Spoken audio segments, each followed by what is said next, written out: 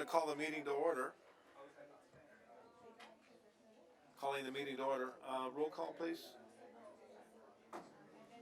Hello.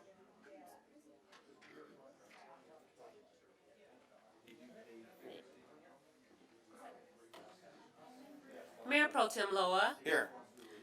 Council Members Betancourt and Bishop. Here. We have a quorum. Very good. Public comments on the closed session items. The public is invited to comment on any closed session item listed below. Please submit a speaker's form to the city clerk before this portion of the meeting begins. Each person addressing the council is customarily given up to 3 minutes to speak, with double the time allotted to non-English speakers using a translator. The amount of time authorized may be adjusted by the chair. If you wish to provide information to the council, please present the city clerk with 7 copies. Otherwise, your materials will simply be added to the administrative record. If you're attending the meeting by phone, please press *9 to raise your hand. If attending by personal computer, please click the raise your hand button. Press *6 to unmute yourself, state your name, and begin speaking. Do we have any persons online wishing to speak? None at this time. Okay. Anyone None in at the this council? time. Pardon? None at this time. None at this time. Presentation by city attorney. So we will discuss the matters in closed session, then we'll report out if there's any action taken, and then we can have the open session. Very good, thank you.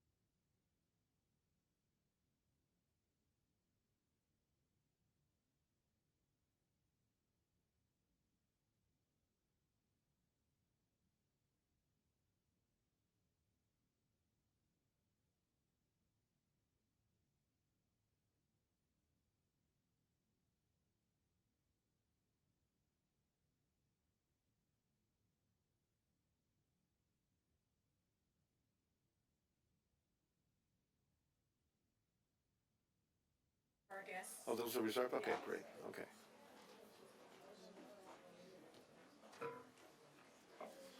Is Austin here? Okay.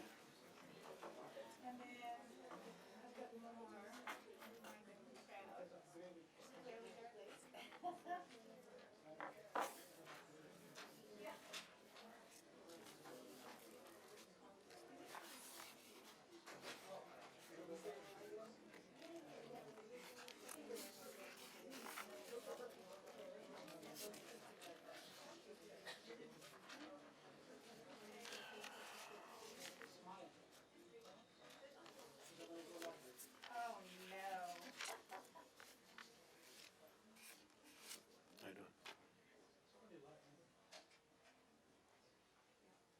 City attorney. What's happened to Scott? Scott?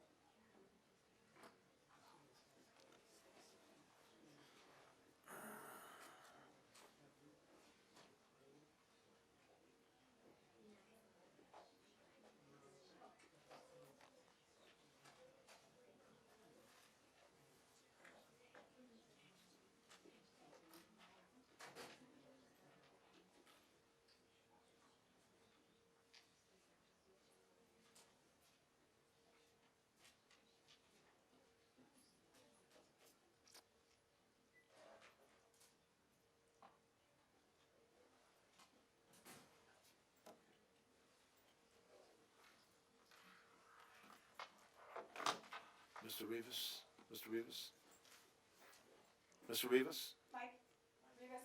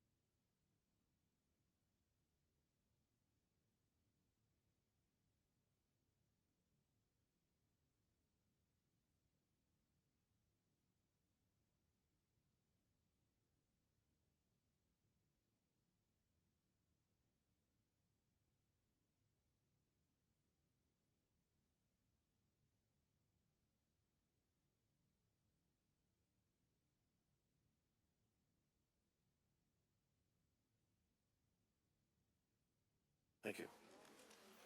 All right, so we're finishing up the closed session that took place at 4:30, and so is there an announcement by the city attorney? There was no reportable action taken during closed session. Very good. In that case, we will adjourn the 4:30 closed session, and we will now call the 5 o'clock meeting to order. And we will begin with a pledge of allegiance and a moment of silence in honor of our troops, and I've asked Mr. Rivas to please lead us in the pledge today.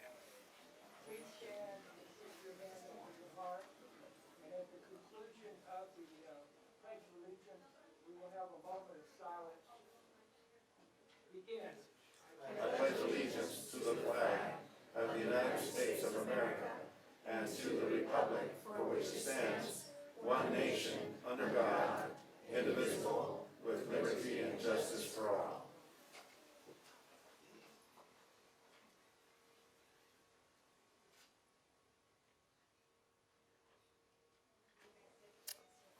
Thank you. Thank you all.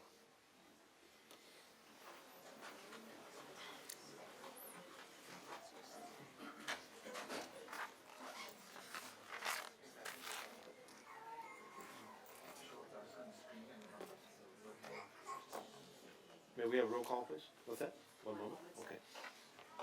Mayor Pro Tem, we need to switch the Zoom link for those who are viewing at home from the 4:30 meeting to the 5 o'clock meeting, so we just need 1 moment to switch that over. Okay.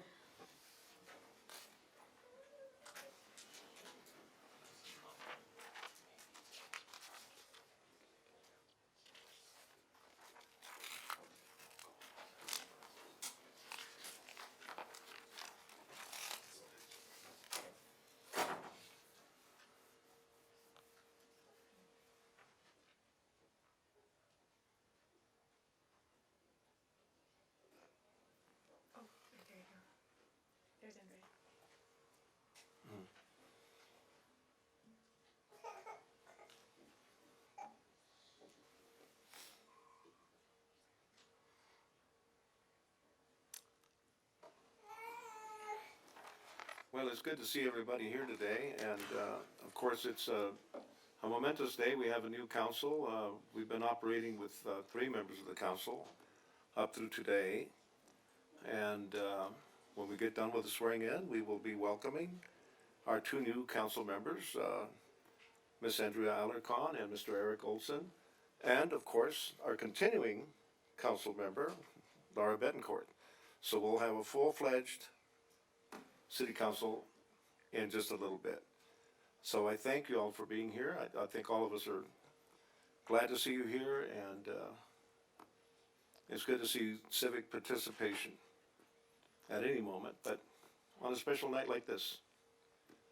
So give us a couple of minutes and we'll get started.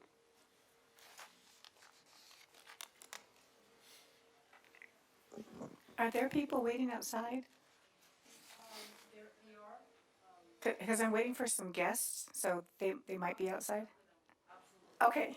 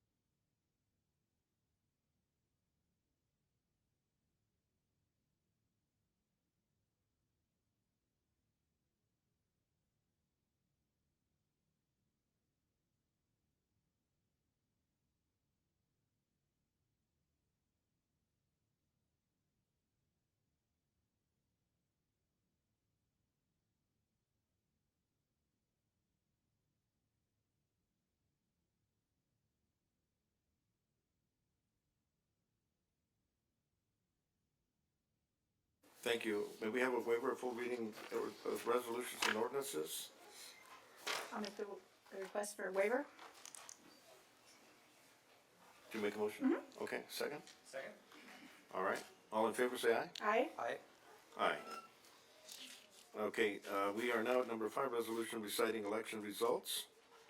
And, so it's, 5.1 is adopt the resolution CC 2022-119, a resolution of the City Council of the City of Palmdale reciting the fact of the general municipal election held on November 8th, 2022, declaring the result of such matters as provided by law.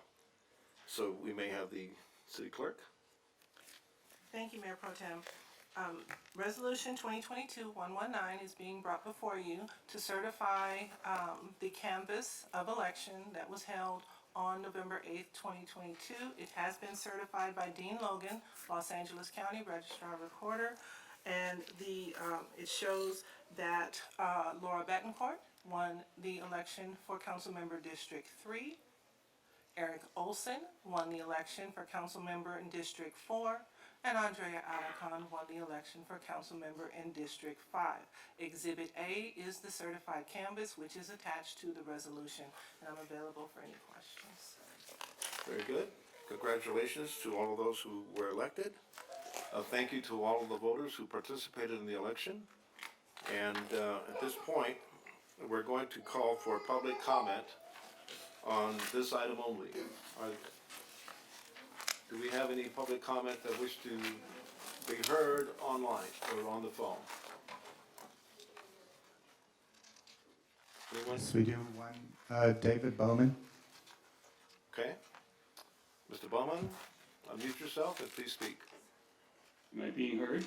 Yes, sir. Am I being heard? You are being heard, sir. Mr. Lowe, am I being heard or not? Yes, you are. I don't know why you can't hear us. Yes, you are. Go ahead. Go ahead, Mr. Bowman. Mr. Bowman? All right, is there anyone else? Right. No more? No speaker cards? Is there anyone else online? No. Mr. Lopez? None at this time.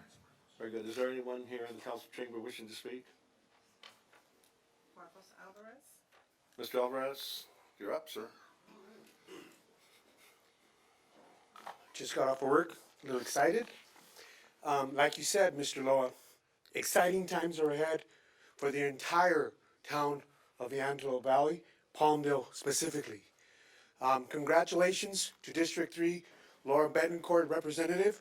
You have continued to do what's in the best interest of the community, and now you will get more support to continue that inclusiveness that you've exhibited throughout your tenure. Mr. Loa, the same, and Mr. Bishop, the same, and Ms. Alarcon for District 5, and Mr. Eric Olson. So this right here is a demonstration of how a community can come together to let our differences aside, moving forward in the interest of everybody who's here. We may not agree on many things, but clearly we're all here to help the community as a whole. So with that said, I'm excited for the next 4 years and beyond to continue. We're not reinventing the wheel on community resources and jobs and homelessness and mental health. We're coming together, and that's what I'm looking forward to. Thank you for allowing me to speak. Thank you, Mr. Alvarez. We have Ricardo Ortega, who would like to speak on 5.1. Mr. Ortega? Thank you. Good evening. My name is Ricardo Ortega. I currently serve as the co-chair for the Los Angeles County Youth Commission, representing the 5th District with Supervisor Barger. And I just came to congratulate the newly elected members of the City Council of Palmdale, and I look forward to working with you in collaboration with our folks from Lancaster as well. So thank you so much for the opportunity. Thank you. Thank you so much. Any other speakers? No additional speaker slips for item 5.1. Okay.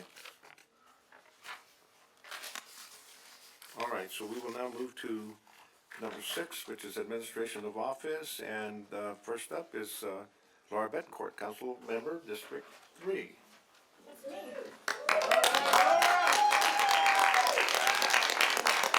Excuse me, Mr. Mayor, we need to adopt the resolution. Sorry, Laura? sorry, let me rain on your parade.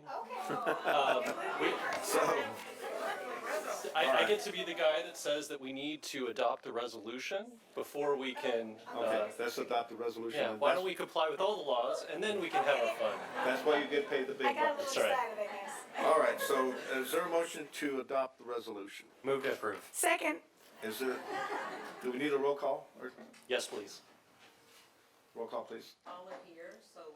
Okay, so, all in favor? Yes. Aye. Aye? Any opposed? No. Now we can have our fun. There we go.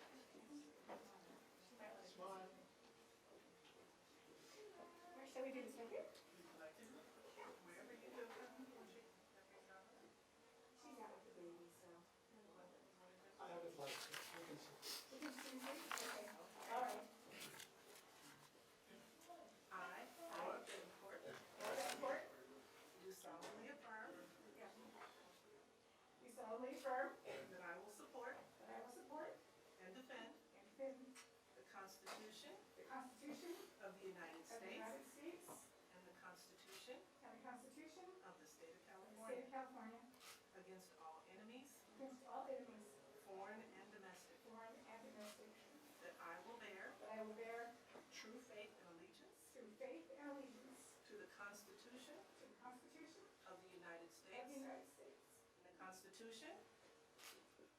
Constitution of the State of California. That I take this obligation freely without any mental reservation or purpose of evasion. And that I will well and faithfully discharge the duties upon which I am about to enter. Congratulations.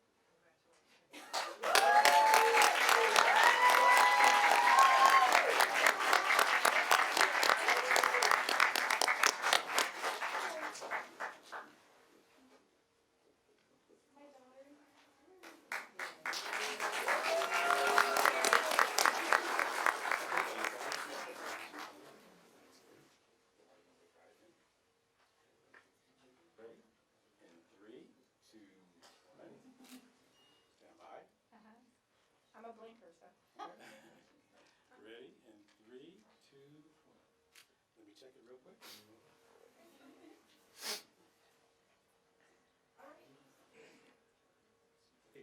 We're good. Thank you. Thank you, everybody.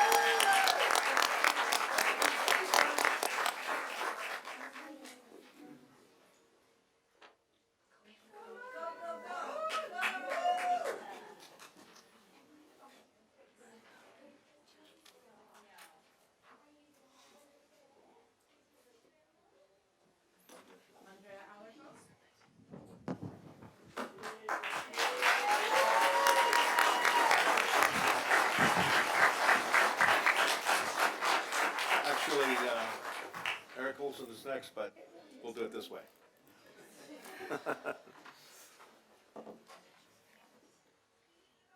I, Andrea Alarcon. Do solemnly affirm that I will support and defend the Constitution of the United States and the Constitution of the State of California against all enemies, foreign and domestic. That I will bear true faith and allegiance to the Constitution of the United States and the Constitution of the State of California. That I take this obligation freely without any mental reservation or purpose of evasion. And that I will well and faithfully discharge the duties upon which I am about to enter.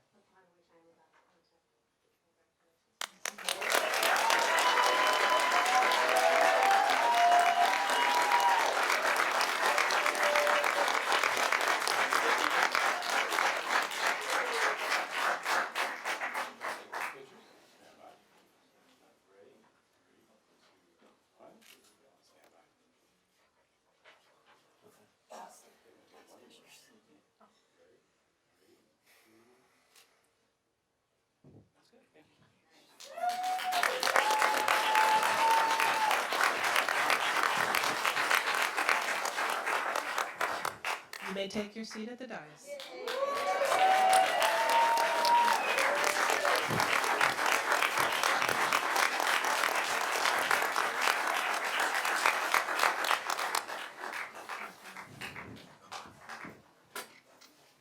All right, Mr. Olson, District 4.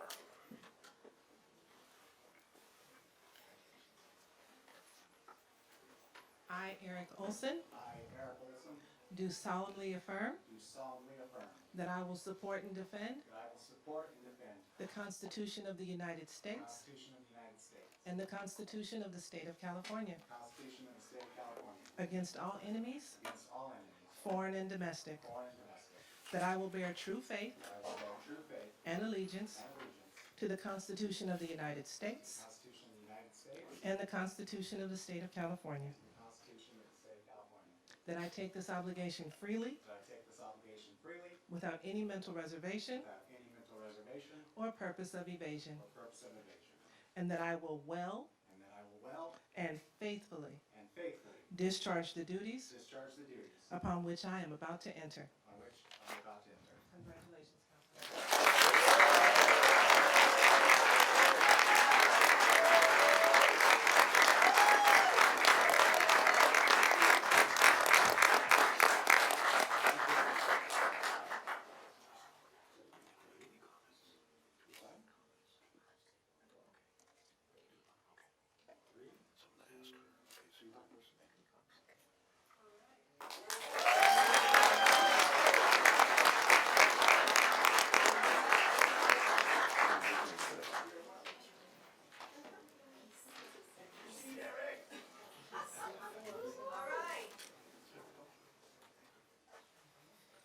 All right, at this time, before we have a little recess for reception, Ms. Alarcon would like to make some comments, and would you like to make some comments as well, Mr. Olson? would like Okay, so we'll begin.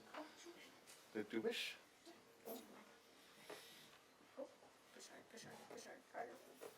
It's gonna take a minute for me to get adjusted here. Thank you all. We did it.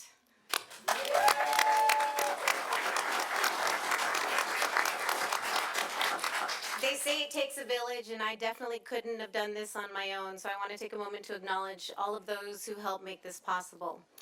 First, I want to thank God for uplifting me and giving me strength to make it through each day. Thank you to my pastor, Sandra Crouch, who prayed with me this morning and often during the campaign and over the past several years. She's offered me spiritual guidance that has been invaluable. So thank you to my pastor.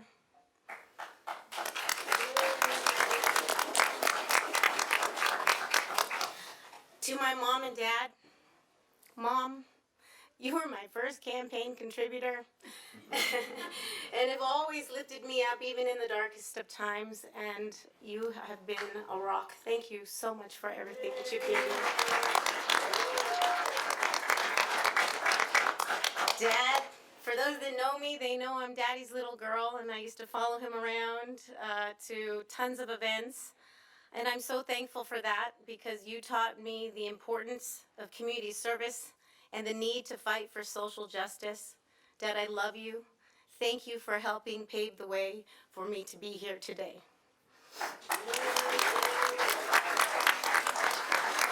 To my brothers and sisters, I have one who's here, my sister Claudia. She's a LA County probation officer. I'm so proud of her.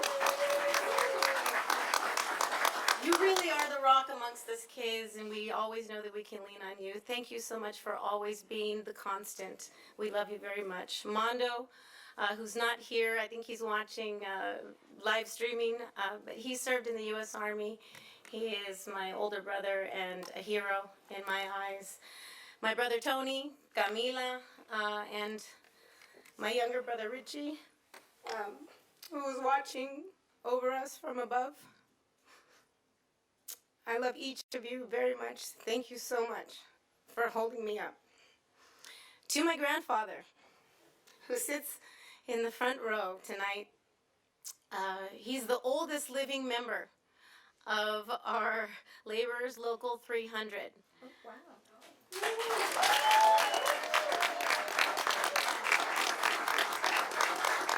And my grandmother, who we lost over the course of the campaign. You were married for over 67 years. You both taught us the importance of family and the meaning of hard work. You've raised a family to be proud of, Papi, including 5 firefighters, one of whom is here, my Uncle Joe and his wife Yvonne. Papi, you are the epitome of the American dream, and I thank you for everything you've taught me and for being here tonight. To my daughter Cheyenne,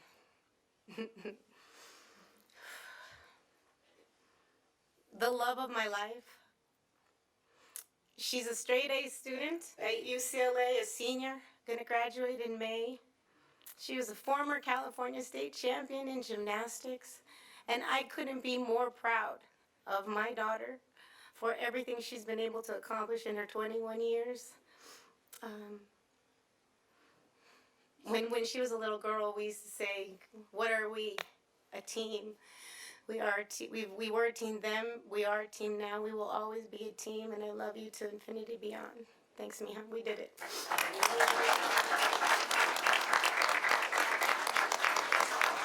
To my colleagues in law, Kevin Shankman, thank you for allowing me to join you in the fight to defend our fundamental right to vote, all the way up to the California Supreme Court.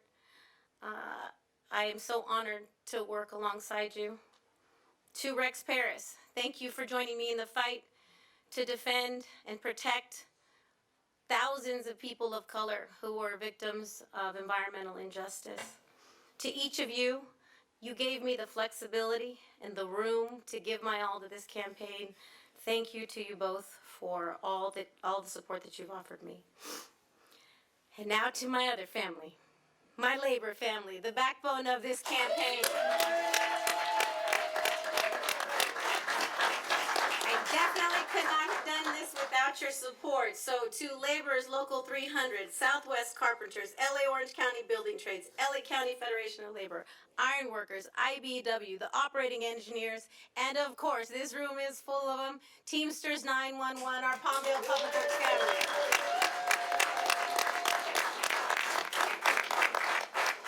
Thank you for your support. I very much look forward to working with you to continue the fight for working families, to make sure that we've got local hiring provisions and that we support apprenticeship programs in every trade so that we can train the next generation of workers for this Antelope Valley.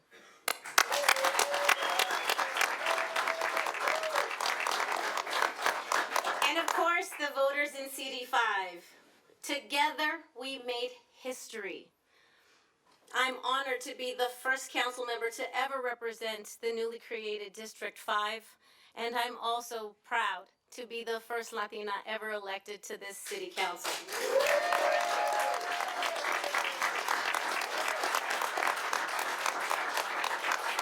Thank you to each of you for allowing me into your homes, for offering me café on the rainy days, for offering me water on the scorching hot days, and for sharing with me your needs and concerns.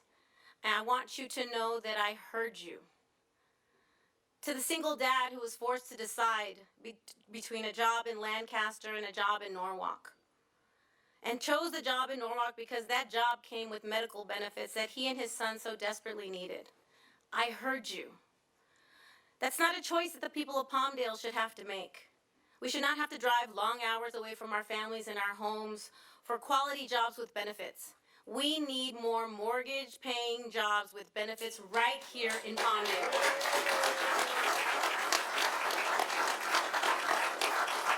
And we're going to fight for those jobs. I've already begun a little bit of the work, and I'm pleased to announce tonight that upon my invitation, our governor, appointed infrastructure czar, has already confirmed that he will be coming to our city early next year to meet with us, to tour the city, and learn about our infrastructure needs so that we are included in the state's portfolio as we all fight in Sacramento and DC to fight for our fair share of infrastructure dollars.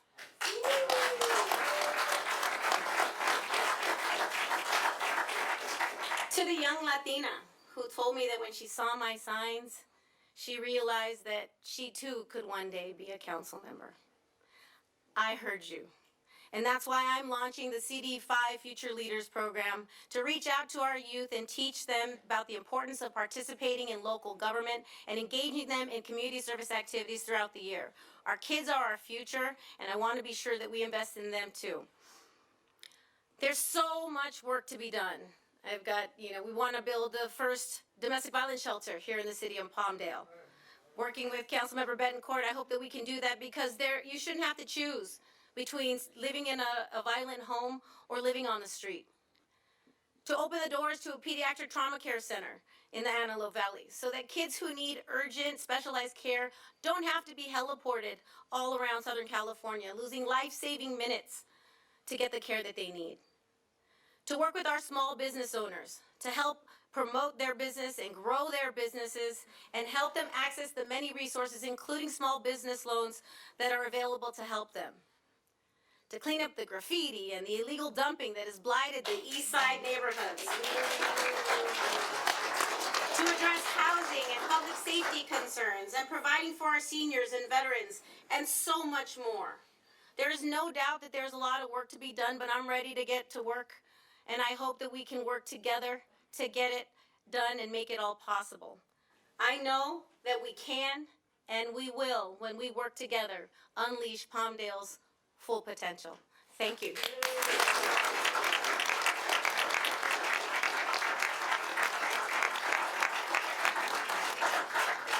Thank you, Ms. Alcon. So now, Mr. Olson, would you like to make some comments? Oh, I should have written a speech. To my family, Shuri, Rocky, I love you both so very much. Thank you. Oh, man, I saved it for this part. To the supporters, the volunteers, the activists, the union members, I didn't win this election. We won it together.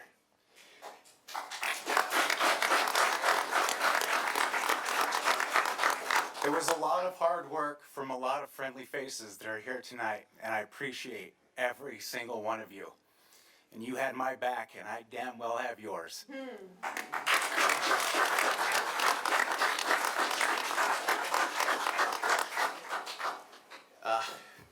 To Assembly Member Juan Carrillo, who couldn't be here tonight, I love you, man. The message after the campaign was over is teamwork, and that's the message I want to continue to preach. If the five of us can pull on the same rope, we can have peace and prosperity and make this the city that we know the potential it has, and there's greatness here. And we're going to bring out that greatness.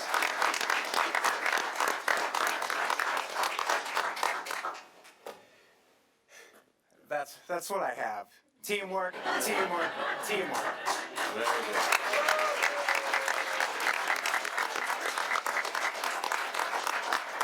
Thank you, Mr. Olson. So at this time, we're going to take a recess for a reception, and I believe that's over here in the corner. So partake, enjoy, and congratulations. You didn't want to say so. Okay.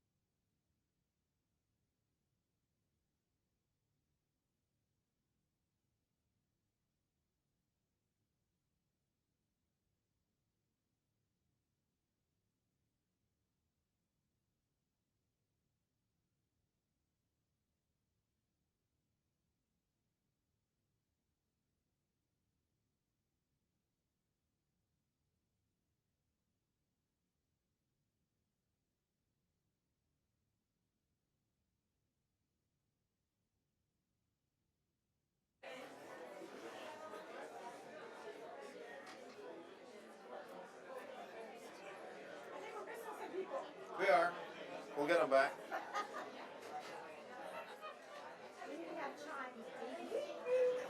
Like dim lights, like they dim the lights and people know it's.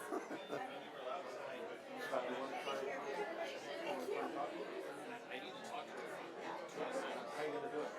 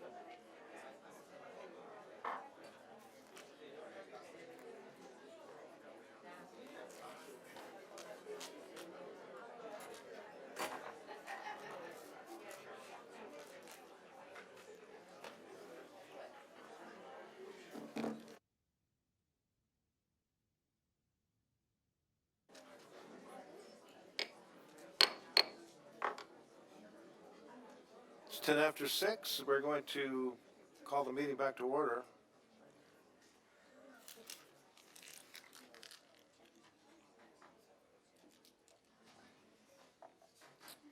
All right, I hope everyone had something to eat here at the reception, and I want to thank staff for providing all of that to everyone in attendance. All right. So for the first time, we're going to have a roll call of this new 2022 to 2024 City Council. So may we have a roll call, please? Mayor Pro Tem Loa. Here. Council members Bettencourt, Here? Bishop. Here. Alacon. Here. And Olson. Here. You have a quorum. Good. So we are at number 8, public comments on listed agenda items excluding the public hearings. You may address the council once per meeting during public comments. This portion of the public comment is on any item listed on the agenda, excluding public hearings, and I believe we have at least one. Public comment on public hearing items, if any, will be heard when that matter is considered. To address the council regarding an item on the agenda, please fill out a speaker's form and submit it to the clerk before the mayor announces the item. Each person addressing the council is customarily given up to 3 minutes to speak, with double the time allotted to non-English speakers using a translator. The amount of time authorized may be adjusted by the chair. If you wish to provide information to the council, please present it to the city clerk with 7 copies. Otherwise, your materials will simply be added to the administrative record. If you are attending the meeting by phone, please press *9 to raise your hand. If attending by personal computer, please click the raise your hand button, press *6 to unmute yourself, start your name and begin speaking. Do we have anyone on the phone? We have one. Dave Bowman, feel free to unmute yourself. Mr. Bowman? Okay, am I being heard? Yes, sir. Oh, come on, not again. Am I being heard? Have you unmuted Oh, yourself, okay. Mr. Well, Bowman? let's just go ahead and play it like I am being heard. You are being heard, yes. I don't know if everybody goes ahead and knows this. But Miss Alacron just went ahead and she admitted that she's worked with Kevin Shateman. Now, hasn't Kevin Shateman gone ahead and brought a lawsuit against the city? How is that going to go ahead and affect the city when she, an associate of Kevin Shateman, is sitting in private session? Okay, how is that going to go ahead and happen? And then we have to go ahead and consider Mr. Olson as well. Okay, Mr. Olson has a lot to do with what's going on, you know, here in the city, especially behind the lawsuits. So we're going to go ahead and start getting into that more and more as the year goes ahead and goes on. Okay, so I guess that's all I got to say right now, except thanks for coming. So you guys had better go ahead and play straight. That is all. Thank you, Mr. Bowman. Is there anyone else on the phone? No more at this time. Anyone online?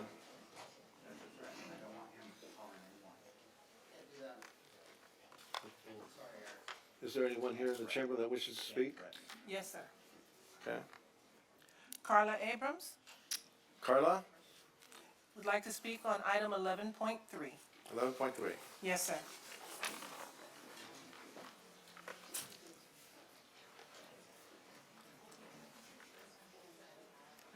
Yes, thank you for hearing my voice. Our homeless situation has been here for a long time and it's only growing.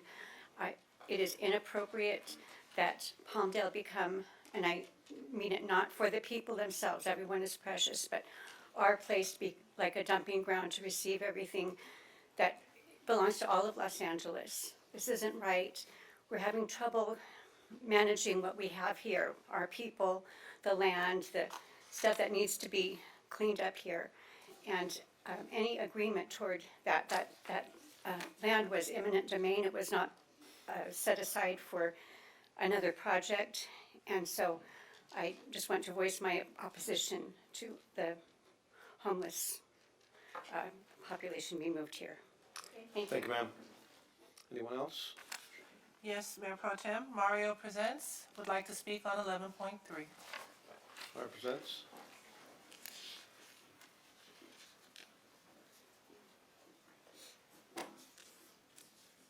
Hello, Council. My name is Mario Presents. I'm the Information Captain of the Palmdale Freedom Coalition, and I wholeheartedly oppose 11.3, which is the homeless relocation to Palmdale. I've lived here over 30 years. That land has been allocated for, obviously, airport use. It was not allocated for homeless use. And furthermore, if you're putting homeless under there, you're going to be subjecting them to the fuel and other pollutants given to them and actually exposed to them by the air traffic and the top secret stuff that's happening down there. So I think it's actually very uncompassionate of you to put them there. You're basically putting trash in someplace where they're going to be harmed by pollutants and other environmental factors. It's actually very disgusting and dehumanizing for these people. You should actually be thinking about doing something a little more compassionate for these people, not just putting them out in the desert, which is exactly what you're doing. So I wholeheartedly oppose 11.3 with all of the fiber of my being, and I'll continue researching whatever is necessary so that we can stop this in its tracks. Thank you. Thank you, Mr. Presents. To clarify, the 11.3 is to oppose any attempt to bring the homeless here. We have Rich Gallego who would like to speak on 11.3. Mr. Gallego.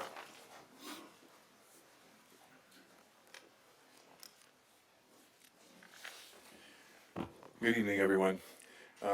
Again, like Mario, I oppose the idea of bringing the homeless up here from LA. I don't know who Karen Bass thinks she is, that she can dump all of her problems in Palmdale. I know that, Ms. Alarcon, you have a sign up locally that says you're ready to serve. Well, here's your chance. I want everybody on this council to do everything in their power to fight this. The little research found that I was able to find out that that land is owned by the city of Los Angeles, but that they acquired it through eminent domain. Now, I'm not a lawyer. Mr. Lowell, perhaps you can clarify this at some point, but my understanding is that eminent domain, the federal government says you can only use that land acquired that way for that which it was intended, in this case, for aeronautical use. So I fully expect that this city council will stand strong. Now, our neighboring city, they declared a state of emergency. I'm not sure that's what's necessary here, because what I don't want is a blanket state of emergency, and the next thing I know, I'm being told I can't come in here without a mask again, right? That's not going to be acceptable. But this needs to be fought. It needs to be fought hard. There's no possible reason that you could want this to happen. We've got the Ritter Ranch project is going to, I don't know how many more people here. My understanding is we have 30% less policing capacity right now than we did maybe a year ago because of defunding and attrition. And dumping all these homeless people here, and I mean nothing, you know, they're U.S. citizens, some of them as well. I would think they have rights, and to relocate them against their will, that's absurd. That's a constitutional violation in my mind. What happened to equal protection? So you have every reason to fight this with every fiber of your being, and if you don't, Palmdale Freedom Coalition, which I'm a part of, some of you know that, will do everything in our power legally to recall you, to have you kicked off the council one way or another. Those are not empty threats. I don't say things that I don't mean and I don't know how to do. Thank you. Thank you, Mr. Gallego. Yul Gevargis would like to speak on 11.3. Mr. Vargas.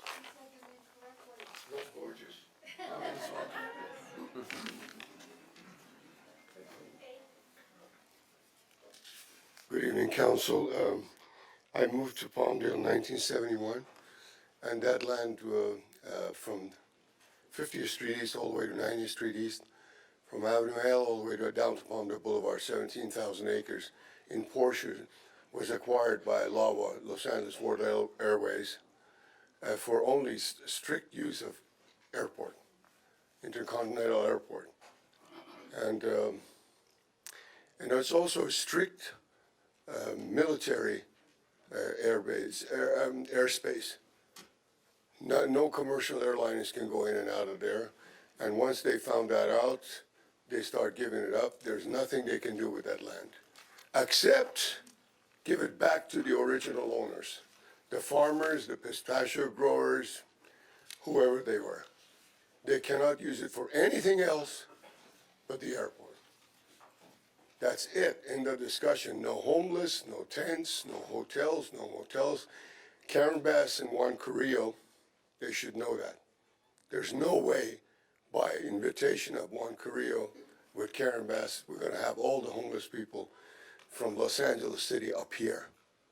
We're not gonna allow it. It's not gonna happen, ever. Thank you. To clarify for the record, I believe Mr. Carrillo wrote a letter to Ms. Bass opposing and protesting any attempt to bring homeless up here. So just to clarify that point. That's good to know. Thank you. We have Mark Napolitano, who would like to speak on 11.3. Mr. Napolitano. Good evening. So, I've lived out here for 36 years. I've been a resident of this valley. I don't know how long you guys have lived out here, but basically I grew up out here. I've lived my majority of my life. Palmdale used to be an awesome place. It still is, but the rising crime rate, the homelessness, you know, I used to skateboard all around town. You didn't see that stuff. There's not one corner in Palmdale that you can't see somebody practically sleeping on. Or a homeless encampment. They're all over the place. I actually volunteer through my church and I distribute water to the homeless people. The numbers are growing, and I don't see that as a good thing. I think it's your guys' duty to let LA know they need to take care of their own, and they should, instead of considering moving people against their will, maybe they need to reopen mental health facilities, rehabilitation facilities, you know. People get stuck in a disease of addiction and they can't get out of it. I myself went through a 90-day rehabilitation program, and I've been sober for a very long time. So I'm in favor of what you're trying to do here. I think it's a horrible thing for LA to just dump a bunch of people, you know. It's going against their will. If you follow social media, or you could ask our captain back there, I'm sure he could tell you too.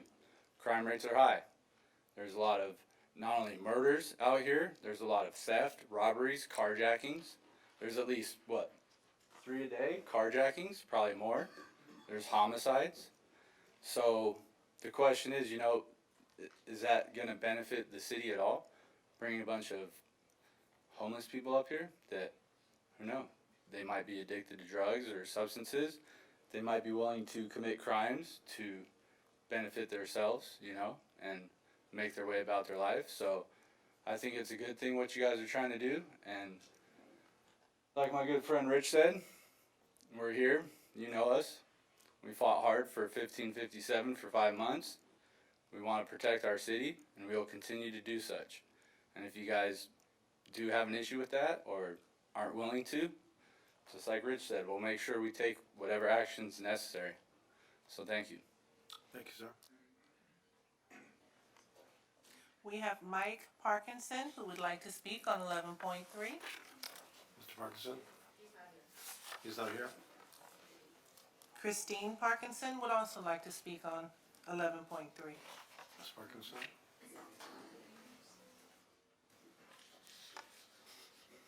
Good evening. Okay, I'm kind of torn on this. I don't think that we should go into a state of emergency for this. I understand where you're coming from. I don't think that's the right thing to do. But I do think that we need to fight LA City on this. I work in Lancaster. I see the homeless. I have them camped out in front of my office every day when I go to work. I have to scoot them off and hope that I don't have to clean up feces and urine before my patients arrive.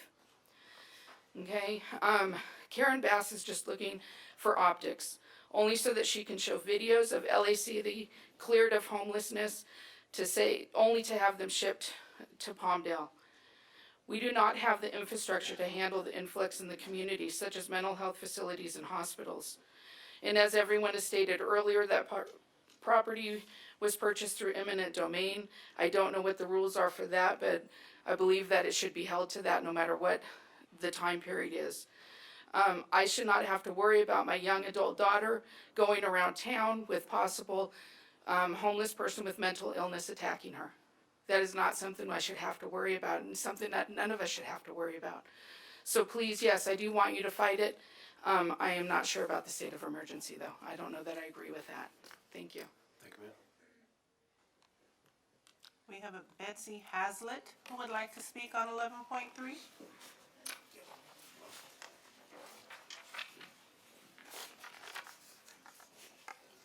Good evening, City Council. I'm another PFC member. I am against this, bringing up the homeless here. Several years ago, before the pandemic, the county library in Lancaster ripped out all their shrubbery. A friend of mine was a volunteer there. She told me why, because the homeless were being shipped up on the Metrolink, and that's the end of the line. And it's a short walk from the Metrolink to the county library on Lancaster Boulevard. And they were using the shrubbery to defecate in.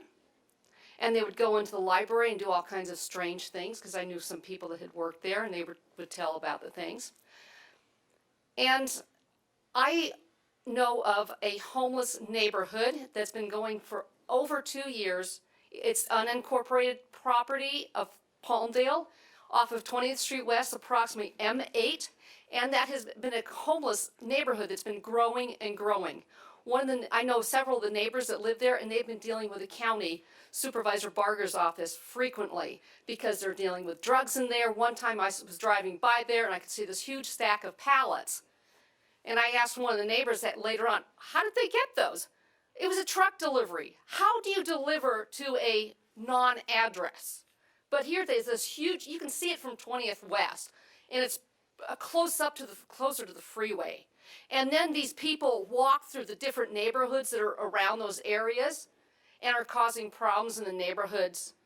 Another thing I don't care about for the homeless is, well, just in general, public restrooms. I do not like the restrooms being shared nowadays. Well, someone said, well, she was raised liberal and she doesn't have a problem with it. I said, well, my problem with it is I go in there and the floor is sticky and I go walking through it and stick. Because men don't know how to aim straight. And so anybody that has to use the facility has to walk through this human pee, and you have this ridiculous pandemic with you have to wear a face mask and sanitize your hands, but you walk into the public restroom and you're walking through human urine and there's nothing to sanitize the floor. That is absolutely ironic, hypocrisy, disgusting. And I have a brother that has chosen to be homeless in another state. He owns prime farmland and he's walked off of it and left it a disaster. And here, his full-blood sister out in California can do absolutely nothing. So it gets to me about these homeless because many of them have chosen this lifestyle. It's sad. It's very sad.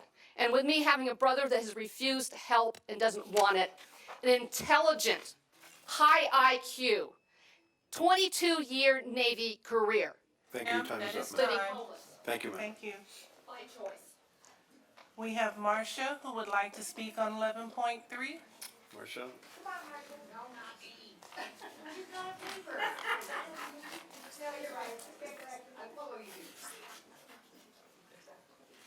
Hello.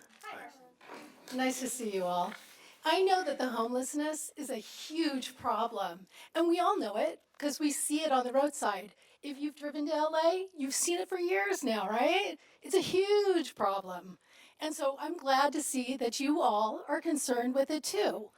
The idea, and it is rumored, right, that Karen Bass is going to be shipping them out here. So we are aware of it, and we're all watching to see what you guys do. What do you plan on doing? What I have a problem with is that in Palmdale, I worked for about 10 years in a good position, a managerial position, and the homelessness then showed up as crime. It continues to show up as crime on our city streets. I'm tired of it, and I see it, and I know you see it too. So if we accept the fact that they want to send homelessness here, then what we're accepting is a huge number. Think about it. The border is open. They're already being shipped to LA, City, and then we're going to take on this influx here in Palmdale. There is a problem with mental health, and we all know it, because when you see a homelessness person, if you take the time to listen, which I have done, if you take the time to listen to what they have to say, they are already accepting handouts from the government. They're saying, okay, well, they're going to take care of me, and this is fine, right? Well, it's not fine, because typically it's drug abuse. You know, it's kind of scary walking up to a homelessness person or a homeless person and saying, you know, can you tell me your story? I want to know what's going on. Please share with me why you are homeless. Because I know you have a heart, right? We don't want to see people out in the cold in Palmdale, because boy, it really gets cold out here. And so what I did when I wanted to research this before I came here tonight was to say, what is it? What are the solutions? Can we come up with a solution, a real solution, right? The real solutions seem to be discombobulated from the problem. We keep throwing money at it, we keep coming up with new ideas, but ultimately, it should come down to each individual and their need for help. Will they ask for help if they need it? We know that police officers step in and sometimes say, this is where you can go. But ultimately, if they know they can live off of buildings that we're going to erect here in Palmdale, then we're just creating the problem. We're allowing the problem to continue. Isn't that the truth? Right? Entitlement. Time is up. That is your time. Thank you. It is entitlement. Thank you. We have Ruth Sanchez who would like to speak on 11.3. Ms. Sanchez. I want to speak on this subject as somebody that is actually out in the desert working with the Ant House, and I can tell you that that is the wrong thing to do, to bring the Ant House from LA here. The both city has done a poor job with the 5,000-6,000 unhoused individuals that we have in the Antelope Valley. So there's no way we will be able to do anything for the rest of them that are being, or that they want to be sent out here. Not only that, so far we had 47 deaths as of June, as the last time that I was here. And that's only with our unhoused population that we have. So you can just imagine how many more we will have if we bring the unhoused from the LA. And it's not so much about the dangers of the crimes that they're doing, but it's the fact that we cannot do anything for them. We don't have resources here in the city of Palmdale at all. We keep sending them over to Lancaster and then on to Kern County. We keep pushing them out, and we need to stop that cycle. We need to deal with our issues, with our problems that we have currently here, and we need to leave LA to deal with their problems. They don't send us our money, then they need to keep and deal with their problems. We need to deal with what we have here, and that's not what we're doing. We're doing a poor job as it is, so you guys are not going to do any better by accepting and bringing any other additional individuals to the Antelope Valley. Thank you. Thank you, Ms. Sanchez. I have no additional speaker slips for anyone wishing to speak on 11.3 or any of the other items other than public hearing. Very good. Then we will move to item number 9, consent calendar. And I believe there is one item on there. Is there a motion or anyone? Second. Okay, there's a motion and a second. Call roll. We can No, just, no roll call required? voice vote, okay, all in favor? Aye. Anyone opposed? Absent? No one? Okay, thank you. That's adopted. 10.1 is introduction and adoption of ordinance U 1604, an urgency ordinance of the City Council of the City revising municipal code section 2.08.010 regarding the selection of the mayor and mayor pro tem. Also consider alternate versions of said ordinance, such as a non-urgency ordinance. And staff to read the ordinance? Well, you just read the title, I so just I read think it, we're okay, good. that's good enough. So as far as the staff report, I would be prepared to provide that staff report. So the item before you is consideration of the ordinance that which you had mentioned. So as you're aware, the existing municipal code indicates that if you do not take any action this evening to amend the municipal code, then the next mayor would be selected at random. Now, if it is your decision to change those rules, you have that option to do so this evening. And as an urgency ordinance, any urgency ordinance would require 4/5 vote, including the finding that this is a matter of urgency. This ordinance essentially would indicate that no, the first mayor would not be selected at random. Instead, that it would be whoever the majority of the city council desires to serve as the mayor. And then similarly, it would codify the fact that whoever would have a majority vote would continue, I guess it would continue the practice that's longstanding, that the mayor pro tem would also be selected based on a majority of the city council in their opinion. And if you have any questions, I'm happy to answer them. All right, are there any questions? Any questions by anybody? Okay. So is there a motion to adopt this ordinance? This is a public hearing item, so we would need to hear from public comment if we do Okay, have are any there at this public time. comments online? None at this time. Okay. Online, come on, Marcia. The other Marcia. Good evening. Good evening. One time only. My name is Marcia Furman, and I live on Carrollside Avenue in Palmdale. The definition of rotate is to pass to each member in a recurring order. The words rotating and rotate are used many times in this proposed ordinance. Reading the sections, you soon see that there are no rotations in its breakdown. The yearly installment of a new center seat ribbon-cutting mayor is not decided by rotation, but by election. An election of a majority of council members, 3 out of 5, deciding. Where is the rotation in this method? This council has shown in the past that they were more than willing to use the buddy system to keep other members of the council from obtaining deserved positions.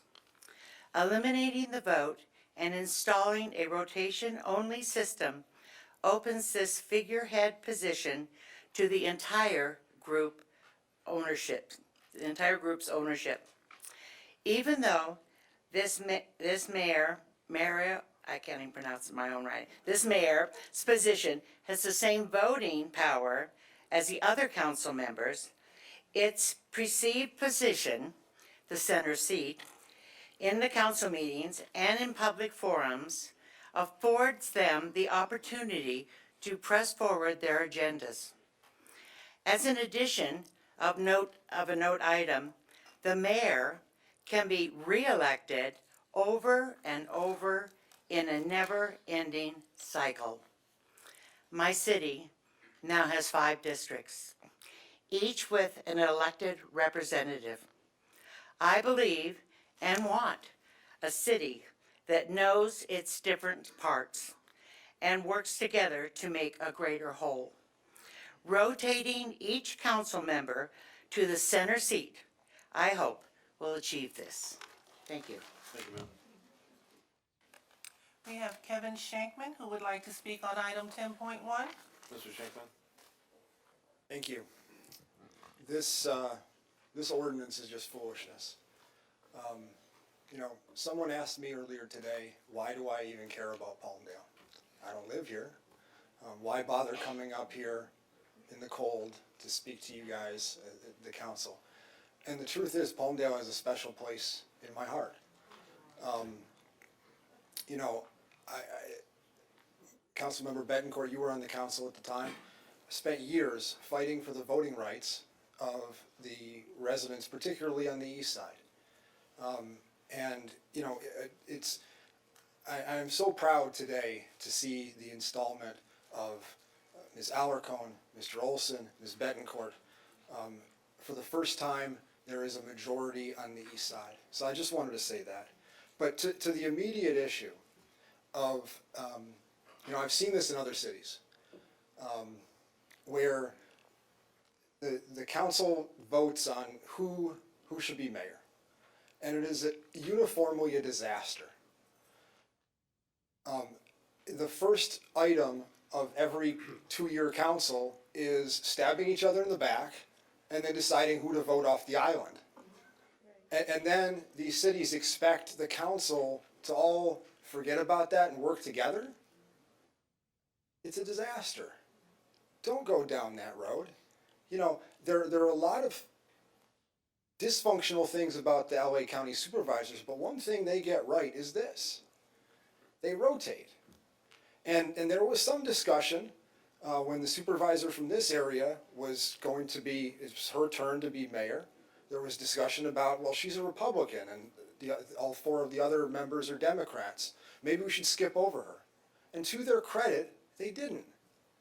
They kept it civil. They kept the rotation. Now, you know, for 60 years, the city has had a mayor who either lived on the west side or was really a west sider. And so there's some temptation, now that we have 3 council members from the east side, to have 60 years of a mayor from the east side. Now, I don't think that's the right move. Because at the end of the day, whoever is the mayor, the figurehead, whatever it is, y'all have to work together 2 weeks later and for the next 2 years. So I would oppose this and hope that you would recognize long-term that this is a bad idea for the city of Palmdale. Thank you. Thank you, Mr. Shankman. I have no other speaker slips for anyone wishing to speak on item 10.1. All right, so we shall close the public comment session. Right? Is there any questions or any comments from the city council? On this item? Yeah, on this side? Oh, I got so much to say. Everybody settled in comfortably. So, rotation. We used to have a rotational mayor pro tem, and thank you, Marcia, for bringing that up. And we all know what happened when we had rotation. When it came to my rotation, there was a split-second, unified, planned overthrow to immediately change the policy to let's pick our friend. And remember, I had my meltdown up here calling them the good old boys because they were not going to let a girl be mayor pro tem. I probably have the day and time of that council meeting. You could all go back and watch it because it was probably one of the most voracious times of my council tenure. Because we had something that was fair, where everybody got a chance. And then they immediately changed it to picking their friends, excluding females, minorities, gays, religious people, whatever they wanted to exclude, they could, based on the majority rule. And I have been fighting that policy for a very long time. So do I think rotations are fair? Absolutely. Would I like to see both the mayor pro tem and the mayor position on rotation? Absolutely.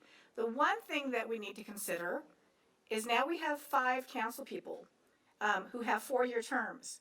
So somebody, if we don't change the length of the tenure, is going to not get the chance to be mayor.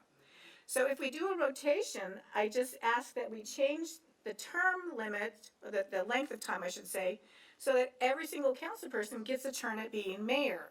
I think that's only fair. And right now we have 2 sitting council people who only have 2 years left on their term. So I don't know how that would be calculated into the equation. So I just wanted to put all of that out there, and thank you, Marcia, for ripping that bandit off my wound and reminding me, because that was a very rough day for me when they passed me over. But I have been doing this since 2009 and had never gotten the chance to be mayor pro tem. And you all remember, so I won't go and beat that up over that situation. But yes, rotations are fair. It takes prejudices out of the equation. So, yeah, I think that's good. I guess the biggest decision is where's the starting point? How do we begin and who starts? Who starts the rotation? So that's up for discussion. All right, Thank you for letting me speak. Mr. Bishop. I agree with almost everything Ms. Bettencourt says. Whatever we do, we want to make sure it's fair. We want to make sure it's equitable. Everybody gets a chance. And that it makes sense. The starting point is going to be a little tricky, but I think once we get going, it's going to be, it's going to work very well for us. Our neighbors to the south, Santa Clarita, have been doing this for 35 years since they've been incorporated. And yeah, I think they've done a tremendous job with their city, and I think it's working well for them. And I hope tonight we can come to a consensus as an entire council for our first meeting, and we can land on some common ground. And also too, for the new people, if a person, let's say we choose at random and they don't feel like they're ready to be the mayor, they can pass on that position, which does not preclude them from the next rotation. Does that make sense? I don't want anybody to think that they have to jump in and take the spot if it's offered to them. If they're not ready for it, then of course they'll have an opportunity next round. Okay, thank you. Thank you. If I may, can I get a point of clarification from our city attorney? Our current code, as it exists, from what I understand, requires selection by lot and a rotation. Is that correct? Correct. I can read the language. The last sentence of the relevant code section says, thereafter, the office of the mayor shall rotate every 1 year and will be decided by a majority of the city council. So I'm taking that to mean that the current code, as it is currently written, will effectuate exactly what Councilmember Bettencourt spoke of and what our public commenters have envisioned in terms of fairness and equity in the appointment of a position of mayor. So the urgency ordinance would not be required in order to move forward with that type of process, correct? So if you adopted this ordinance, it would stop that process. Exactly. Thank you. Okay, Mr. Olson? Yeah, we just finished an election and we campaigned on the fact that we were going to randomly select a mayor and start a rotation. I think that if we did anything other than that, it would appear as if a deal was made and we would open ourselves to criticism, which would be just. So I think we should stick to what we said we were going to do. All right, is there a motion to adopt this ordinance? Hearing no motion, that fails. So a follow-up question. So I will point out that the language that I just read is not entirely clear as to exactly how that rotation is to occur. It's not required that you take action to amend, but at some point it may be a problem. Do you wish to direct staff to provide some guidance as to what we should do in the interim, and we can bring back an ordinance? If I could suggest that maybe staff come back to consider including the word sequential.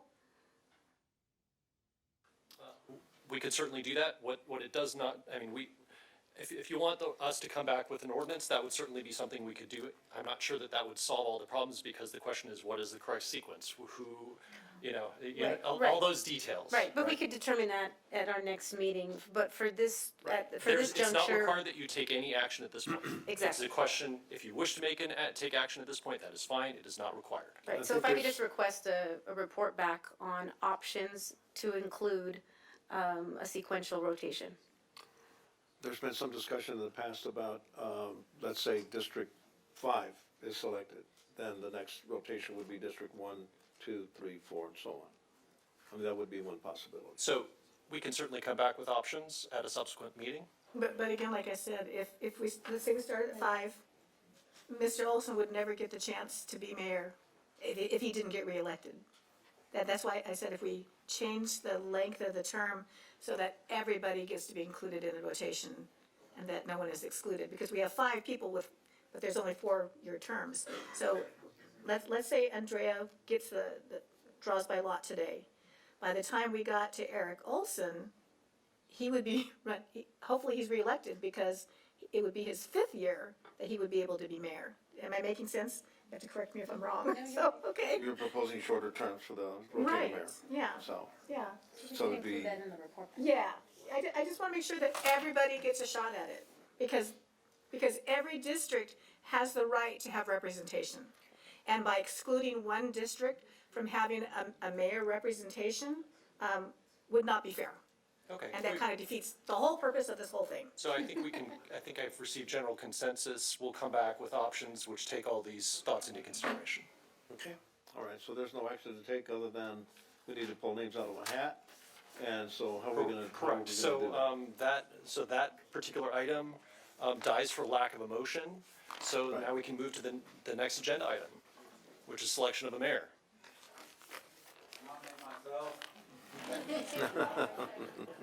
There are no nominations from the floor. I believe, we have a presentation, or do you have a presentation, or would you like me So we're to 11.1 explain? then? We kind of explained it, but due to the fact that the ordinance did not pass, the name will be drawn by lot. Correct. You guys run any of this by the citizens? 157,000 residents don't get their voice. Excuse me, so no comments from the public. This is our meeting? We've heard from you. No, that's not your. You took the Well, voice from the people. You're our representative. Excuse All me, right, sir. Excuse me. I excuse me, agree. Excuse me, And sir. we're conducting the people's business. This, Very well. sir, please. So, I believe that you have, Yes. so, City Clerk, do you want to Yes. take over? Yes, so what we're gonna do is we have a non-see-through bag with 5 ping pong balls. It will be drawn by lot from someone in the audience. Oh, that's really fair. Wait, can we pick a name? I think Marcia should do it. So, is there somebody under the age of 10 here? Oh my God.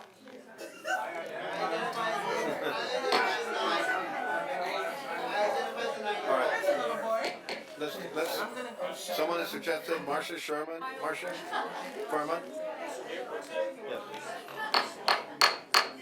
We need to have order, please. Excuse me. So what are we doing, ma'am? What I'm actually going to do, I'm gonna show you that they are all numbered so that you can see them. I'm gonna place them in the bag, and we're going to ask the young gentleman to come up, and they are going to pull one of these from the bag. That way there is no city employee that is involved, no council member that is involved, and it is completely. Okay, we had suggested, Ms. Furman to do Oh, that if honor. you would like Ms. Furman to do it, she may step up, and I just wanna show you that that there's only one per district. Okay. So, And Marcia, would you please? Before we draw, does the city, this is the opportunity for the city council. Are we comfortable with this option? And that whoever, she picks her Everybody's name? okay with this? And that, are we comfortable with this? Yes, you're good with this? Need a motion? Sure. Right. For the record, if we need a motion, I move to have Marcia Furman select the ball from the process by lot. I'll second that motion. I'll second it. All right, all in favor? Aye. Aye, all right. Okay, I'm gonna do Anyone a drum opposed? roll. So the record will reflect that it was a 5-0? Yeah, 5-0. And the number that gets picked is the district Correct. that council Correct. member They are represents. numbered by district 1 through 5. And she's gonna pick one Just one. ball out of there, okay.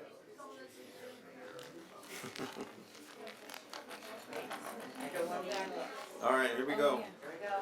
Ooh, that's a good one right there. There, get the round one. Get the Reminds round me one. of something. Oh, right. This is it. Price is right, Thank you. And the district is District 3.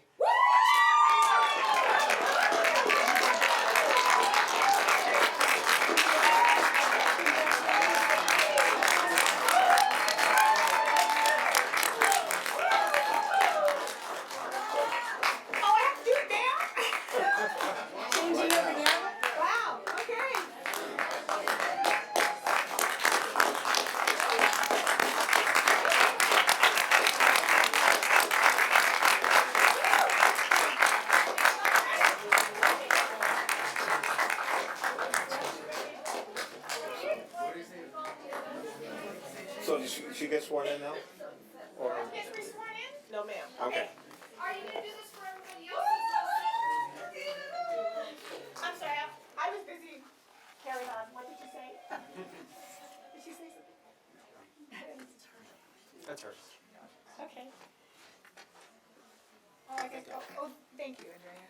You take over. Okay.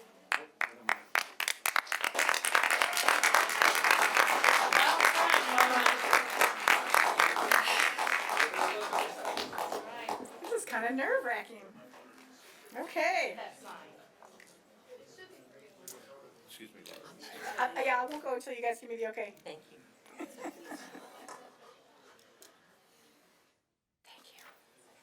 So, Madam Mayor, may I be the first to address you as such? It's my thank you. honor.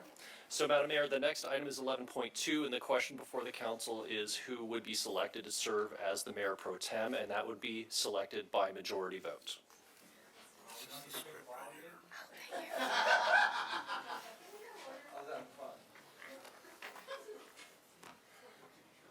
Do we want to? So Oh, the ordinance does not apply, so we select the mayor pro tem by a majority, by the majority vote, so we can take nominations at this time okay. for mayor pro tem. Okay. Can we make any, Who's interested, first of all? could we just pick another ball out of the sack and not? Well, there were just one, I asked that. I'm sorry. That's Excuse not me. allowed. Excuse me. So that it is. Okay. So, That's the why I mayor said pro it could be tem amended. is selected according to resolution number Yeah, I CC remember. 2017-008, and it's I by remember. majority vote. Well, first, can I ask who's interested?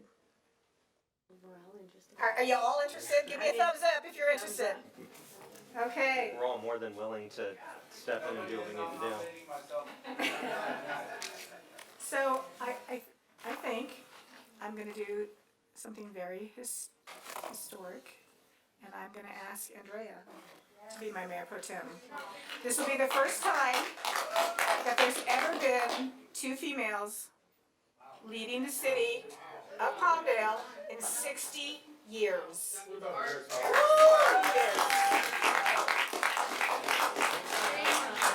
Is that a- As long as she'll accept that. It requires a majority vote. Oh, okay.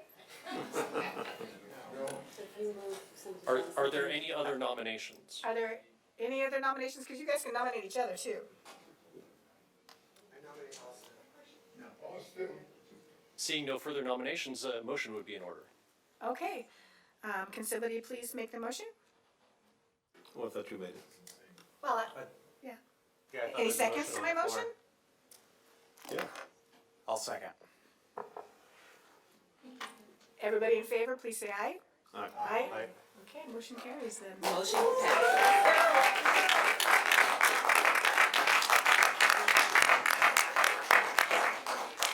All right. So we'll move on to item 11.3. Discuss possible action to declare local emergency related to City of Los Angeles proposed relocation of homeless to a village in Palmdale. Staff reference is interim city manager Perez. Good evening, Mayor Betancourt and council members. Before you this evening is a consideration of an emergency declaration. On May 7th, during the campaign, then candidate Bass suggested that to manage LA City's homeless challenges, that they would potentially send people to a lot of vacant land in Palmdale.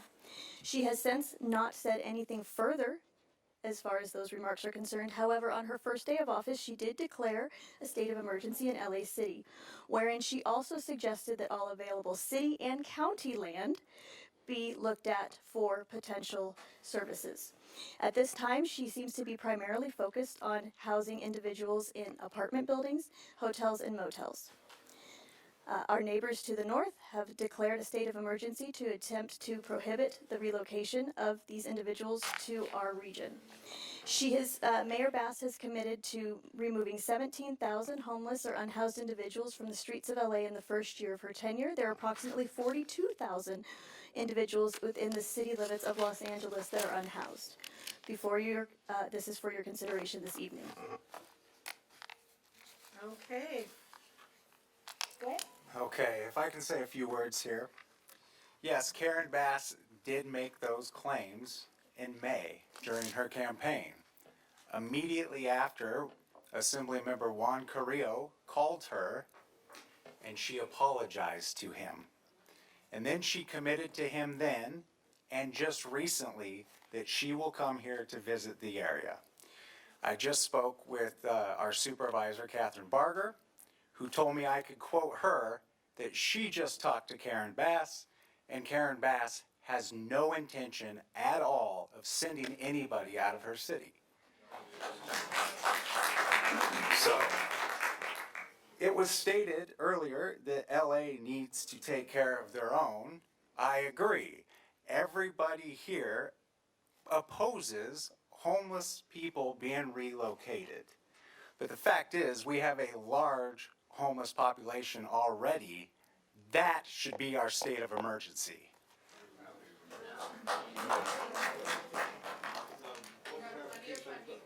Microphone, microphone. There you go. Don't we have public comment? I thought public comment was part of this. We already did. Really? Yeah. Okay, well, earlier. That was 11.3 that everybody was talking about. Okay. Yeah. Austin, do you have any comments? Yeah, I want to thank everyone who came out with their comments. One of them stuck with me. I think we should consider the state of emergency, but ask the question, what is it exactly going to do? What is it going to bring us? Is there a benefit to it? We really need to understand what it is that it's going to do for the city and the unhoused population, or is it just going to give a headline article? Because if that's what it's going to do, I have no interest in doing that. The only thing I want to focus on is solutions and what we can do to help the people that are here with the already exhausted resources that we have, and stop any new people from coming in, because let's face it, the weather outside is horrible. It's going to be 30-something degrees tonight. Summers are 100+ degrees, and it's inhumane, and it should be considered a crime to put people out here in these kind of conditions without a solution. I agree with you. We have public service announcements and radio ads saying, please bring your pets in at night, but yet we have people living on the street. That is absolutely unacceptable. But what I can tell you is, first, I don't think we need a state of emergency. Second, absolutely not is Karen Bass or anybody from the LA area going to be bringing people and dumping them in our desert. It is not going to happen, especially in the location that they think that they're going to do it in. When you relocate people against their will, in my business, we call that kidnapping, and I think that's a crime. So they have to be very careful with what they do. I don't think we need an emergency ordinance to take place tonight. We've gotten lots and lots of confirmation that Karen Bass is not bringing those people here. I hope that they can control the problem that they've created within their own city limits, and we need to address the problems with our own city limits and take care of the people that we have here. People who used to be our neighbors, that we used to go to school with, that used to have jobs here, and for whatever reason they become homeless. Those are the people we need to focus our attention on and get them off the street and out of the cold. Thank you. I just want to echo all of my fellow council members in that we are all opposed to shipping humans as if they were cargo. That is absolutely inhumane. We have so much to contend with here in the city of Palmdale and the Antelope Valley in terms of our unhoused. I, less than a week ago, was out with Ms. Ruth Sanchez and several volunteers in the hail, in the freezing temperatures, and the folks that we've got out here need help. And those are our priority. I, too, have had the opportunity to reach out to the Bass administration, to her transition team.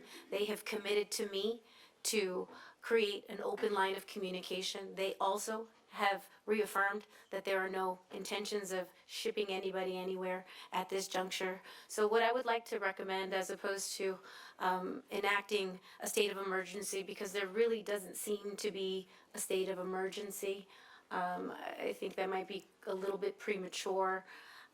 What I would like to suggest, and if a motion is required, I'm happy to move, that this council adopt a resolution to oppose the shipping of any unhoused into our city, but to also include some language in the resolution that we intend to work with the city of Los Angeles to maintain an open line of communication so that there's not this hostility. We, as two cities in the county of Los Angeles, should be working together to access county funds to address homelessness issues that include mental health, addiction and substance abuse, veterans resources. We need to be working together to access funds in Sacramento and in DC to bring those resources here so that we can address our population, they can address theirs. Those are my thoughts. If a motion is required, I'd like to suggest that rather than a state of emergency, we adopt a resolution. Yeah, so we can certainly adopt your motion for not accepting this, but there's no resolution before us for us to vote on. We can certainly bring one back. But we can certainly put together a letter of intent to Karen Bass, signed by the full council about what our expectations are and what parts of her plan that we will agree to work with her on as far as, other issues. Yes, please, absolutely, I'm sorry. Did you have something, Mr. Porter? I do have some proposed language if we would rather have it. So if you wish to amend the resolution, so you could change the title slightly to, instead of it saying a local emergency related, it would say the city's opposition. And then you could strike the fifth paragraph, the fifth whereas, which basically refers to the emergency findings. And then the first section of the resolution, the meat of it, would simply, instead of stating a declaration of emergency, it would read as follows. Declaration of opposition. For the above reasons, the City Council declares its opposition to the City of Los Angeles using its authority under its declaration of emergency to transfer homeless individuals from the City of Los Angeles to Palmdale. And then we could add something along the lines of, but rather that the city supports working cooperatively to solve homelessness issues. That was a lot. I don't know if I was following it all as you were reading it. It would be helpful if I could. And you know what, we can See actually it? come back. We so can- we have more time to digest Again, it because, and yeah, right, fine-tune this is it. not, Let's there's bring no it back. Okay, we can bring it emergency back. per se right this moment, so I don't know that is there opposition to bringing this matter back as a complete revised resolution as opposed to a state of emergency declaration? I think that makes more sense. There's no opposition to it, but I'd like to make a comment. I think it should also be clear, and, with all due respect to elected officials, it's not the first time that an elected official has basically gone in a different direction from what they've said. I would urge that we keep a close eye on what the City of Los Angeles is doing, and if they begin to have a movement toward creating a village up here on this land that is completely surrounded by the City of Palmdale, by the way, then I think we would need to take some action. So I'm all in favor of a resolution of working together and of course opposing the shipping of people or moving people here, whether they're here involuntarily or voluntarily, it doesn't matter how it is. We have our own issues, as Ms. Sanchez pointed out, with our unhoused people here, and we need to deal with that. We have a community of 170,000 people here in Palmdale. We don't even fit into one of the city council districts in Los Angeles. And if you've been to Los Angeles, and I'm sure all of you have, you will see block after block of misery. I don't think you see that kind of misery even in third world countries. And so if there's a movement to bring that misery to Palmdale, then we have to use every means necessary to oppose it. And a resolution is a start. So I would support that. Yeah, and homeless is a huge issue, and every individual homeless person has their own reasons for being homeless. But a huge part of the problem right now that we have is low-cost housing. So we need to work with our state officials on removing the obstacles that it takes to build housing that people can afford to live in. I have my daughter and my grandchildren living with me right now because housing is so expensive. Based on what she makes, she cannot afford her own place, one that's big enough for her and her children. There's so many obstacles in the way of building affordable housing. We've really got to work with our state and federal legislatures to change that. And that will help to address part of the problem. The other part is drug addiction and mental illness, but we need to start within our own community, so. And I'm glad you brought up the mental health issue because that's a very Huge.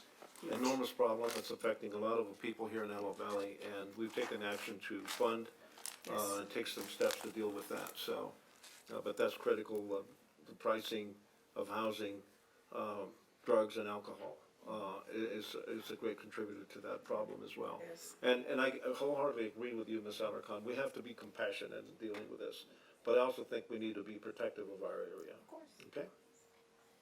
All right. I had one more question, maybe for our city manager, city attorney. Are we losing out on anything by not declaring a state of emergency? What's So, a state of emergency would allow the city to short circuit certain procurement rules, for example. Typically, you have to make sure that you go out to public bid, et cetera. So if there was something in particular that required emergency, we needed to hire somebody to do X, Y, or Z, we would lose that authority. But if we don't believe that it's of immediate concern, then we can certainly follow through with the standard contracting processes. The other thing I would add to that is at any given time, if you decide as a council that you would like to bring back an emergency declaration, we can post that with 72 hours notice to the public and adopt it on a majority vote of the council. Additionally, as the emergency services manager, she has the authority to declare that, and then she can come to you, and then you would affirm that. So it's not even for an emergency; it's not required. So, yeah. Okay. Thank you. Okay. I'm a little lost right now. What I did we've had a here motion and was- we had a second? No motions on this. Okay, so we have no motion on this particular resolution as it's written. So we're gonna bring it back, Correct. right? So there's really nothing that we have to do, right? Do you have a specific, would you like it brought back at the next meeting or 30 days? What's your preference?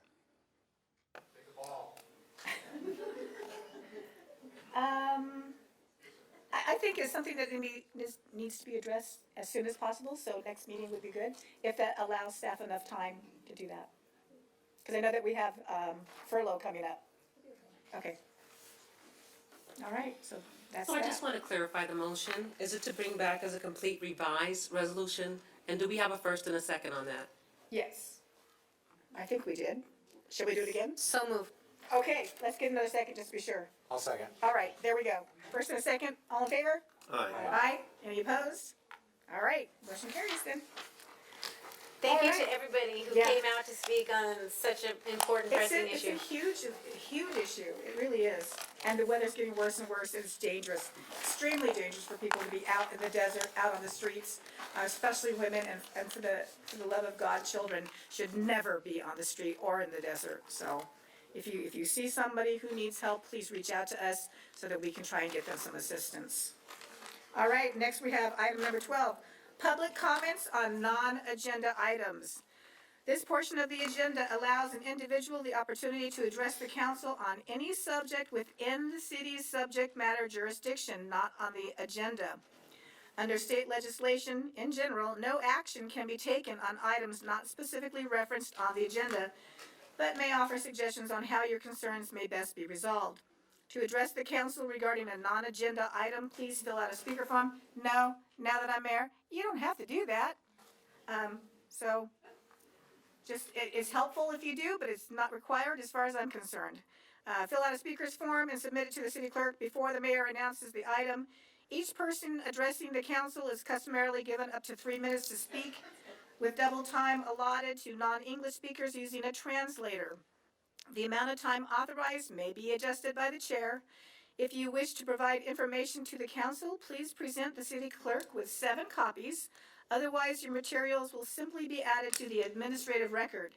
If you are attending the meeting by phone, please press 9 to raise your hand.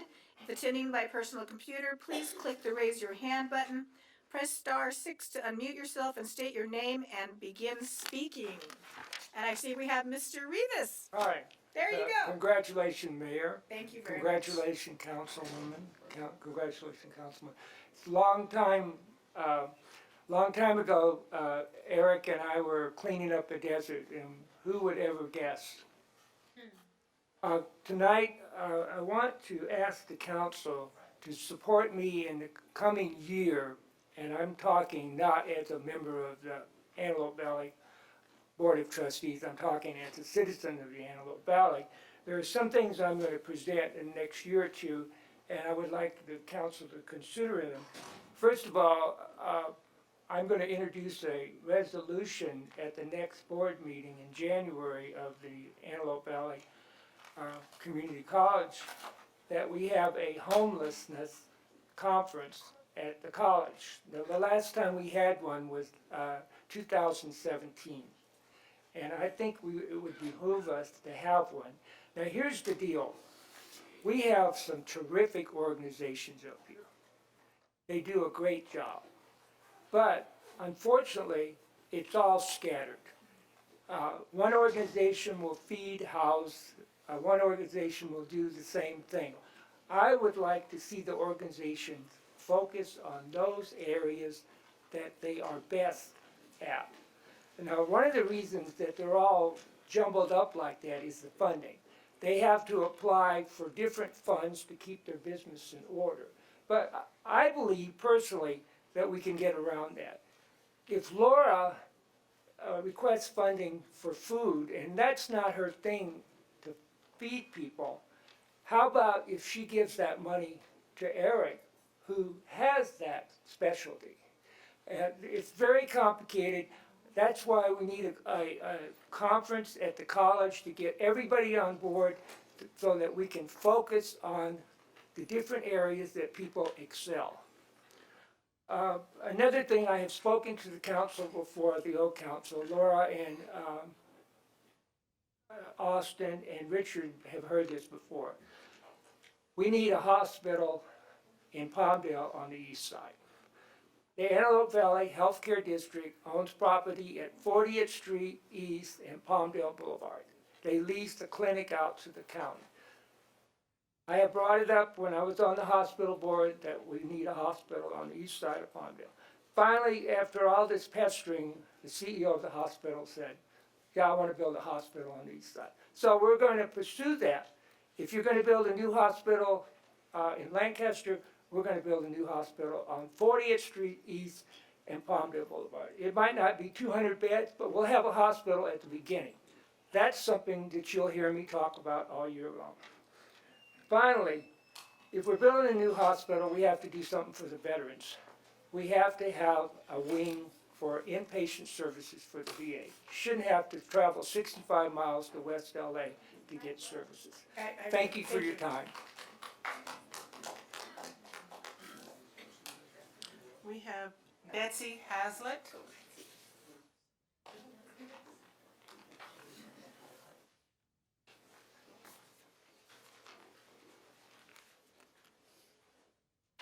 I thought there was a spot for this regarding the interim city manager. I was a volunteer usher at the Lancaster Performing Arts Center for over 25 years. After some time, we were told after a show, just pick up programs, and if someone dropped a personal item, a watch, something like that, to pick that up, but no trash. And there was no trash allowed because they were not allowed to eat, just water, so bottled water. Well, then the city manager came along and changed that and allowed people to come in and start eating. And they were leaving food items, and we were expected to pick it up with our bare hands. Many of the volunteers at the LPAC are 70 and 80 years old. There was a woman, 96, that the only reason she stopped was because of the pandemic. There was another 93-year-old lady. And so for years, and then so here the city comes along, I'm speaking of Lancaster, to how do they respect their employees, their volunteers who are giving their time? They expect them to pick up trash. I got furious, absolutely furious, and I wrote a letter to Mayor Paris. Just a one-page letter. I was working as a commercial driver. We had items. We were given our personal equipment to clean up. If someone vomited, we had a source of some kind of thing to put on it to clean it up.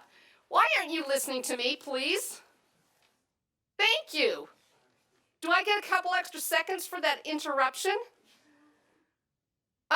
So here as a volunteer for the city of Lancaster, we're expected, older people, to start bending over and picking up things. And I said, this is language for a workers' comp suit to Mayor Paris, since he's an attorney. bending, repetitive bending, and kneeling and lifting type of thing. So I get called in by the then Parks and Rec director, Rhonda Perez. The meeting was a joke. We ended up saying, she says, well, you could help us out by picking up the trash. I didn't say it then, but I'm going to say it. Good grief, woman, you had a janitorial budget to work with. How dare you give a backhanded compliment to the volunteers who are giving their time that are 70 and 80 years old? I thought that was just absolutely disgusting. No respect. And then I heard later from an employee that left there that that's how the city of Lancaster was treating her. And so here she comes, and when I met her here in Palmdale, she says the Palmdale made her an offer she couldn't refuse. Come on, there's got to be a pay range that how can you make an offer you can't refuse, where there's something being offered above that? And I noticed one quick thing, I noticed in the city budget, there's benefits for pet insurance. Come on, that's what your That is your salary's time, for. ma'am. We have Ronald Belville. Ronald Belville? Are you, okay, next. Christine Parkinson.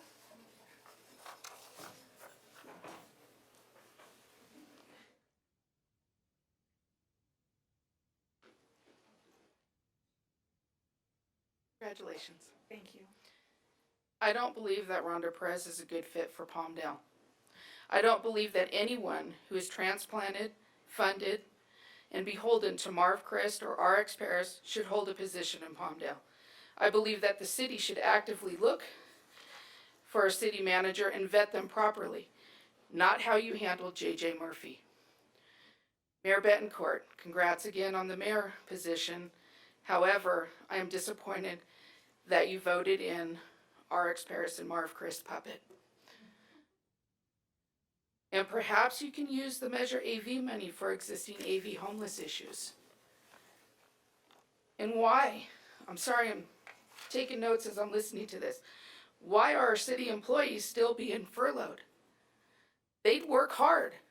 They deserve their time. They deserve their paychecks.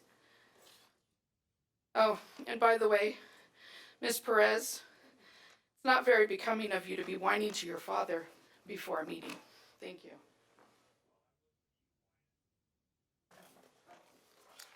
We have Mario Presents, who would like to speak.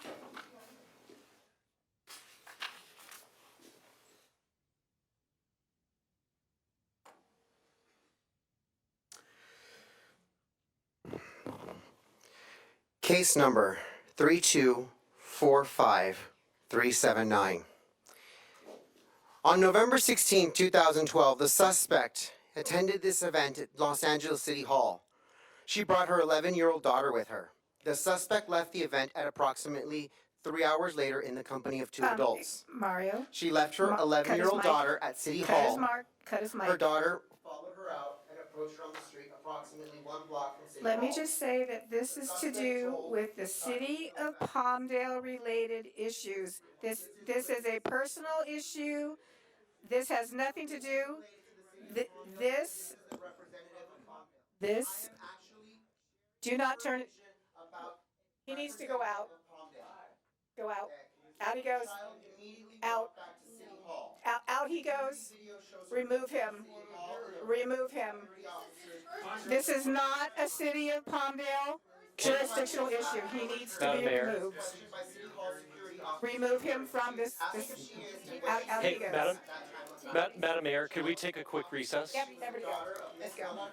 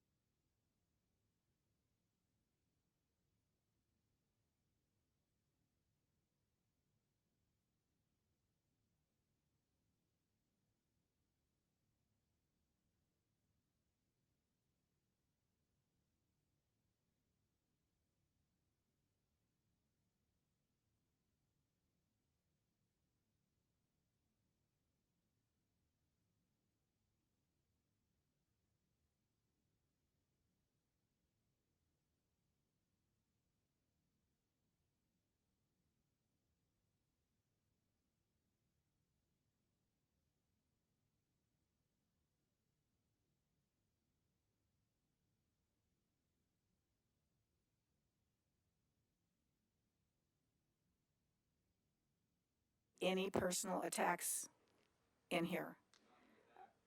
There will be no personal, okay, you cannot speak unless you are at the podium. Don't push my buttons, okay?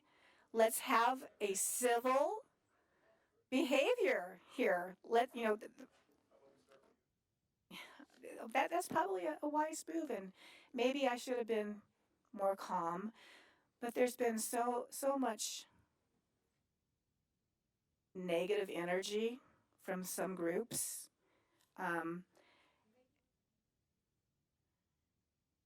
It's like looking in a mirror over there, isn't it? So, personal attacks won't be tolerated. I don't like bullies. You guys know me. I've been doing this a long time. I call out bullies for what they are. Or from the council. Yes. So what we're asking, what we're asking for everyone here is to address the chair with your comments, not the people left or right of me. Okay? I do respect your ideas and your thoughts when it is in response to something that the city council can address. When you talk about a person's past or their education or their weight or whatever the issue is you have with them personally, those are not things that the city council can address. If you have something that you want the city council to address as a council, tell us, okay? But personal attacks, there's nothing we can do. We can't go into a wayback machine and change things that have happened. If a person or a council person has done something wild, well, if you want to start without people in here, all right, go ahead. We just sit and wait quietly Okay. while Andrea comes back. Oh, so you don't want me to speak, but you want to speak. I have a right to speak. And so do I was stopped. Okay. I was stopped from Okay. speaking. Start his clock now. I will wait until all the council is You present. asked me to stop speaking. I'm giving you your 3 minutes starting now. I want to let you know who's representing your community. Case number 3245379. On November 16, 2012, the suspect attended an event at City Hall of Los Angeles. She brought her 11-year-old daughter with her. Yes. The suspect left the event hours later in the company of 2 adults. She left her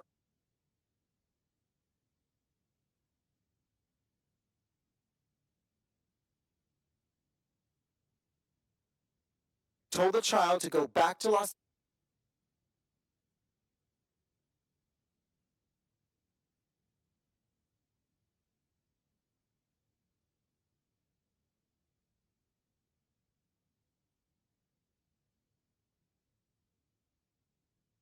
in the presence of security officers.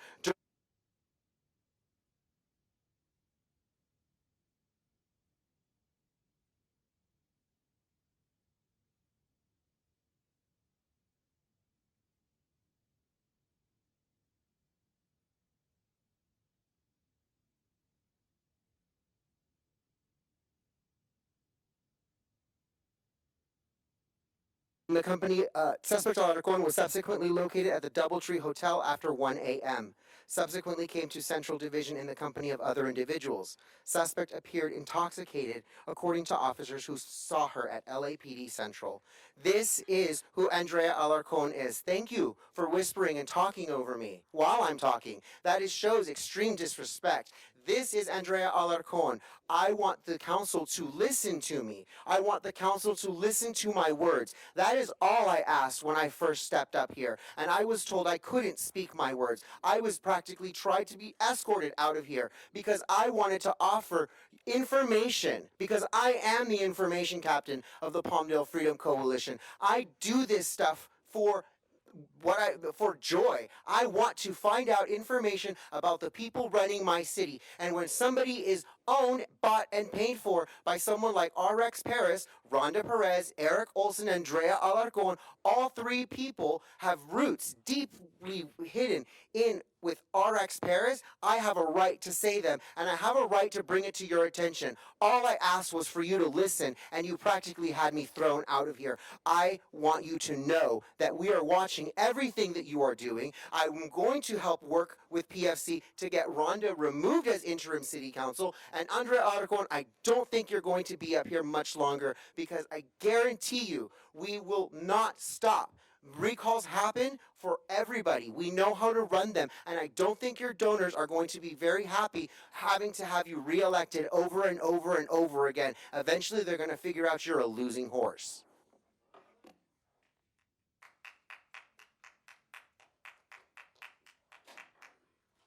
Any other speakers? Jasmine Graham?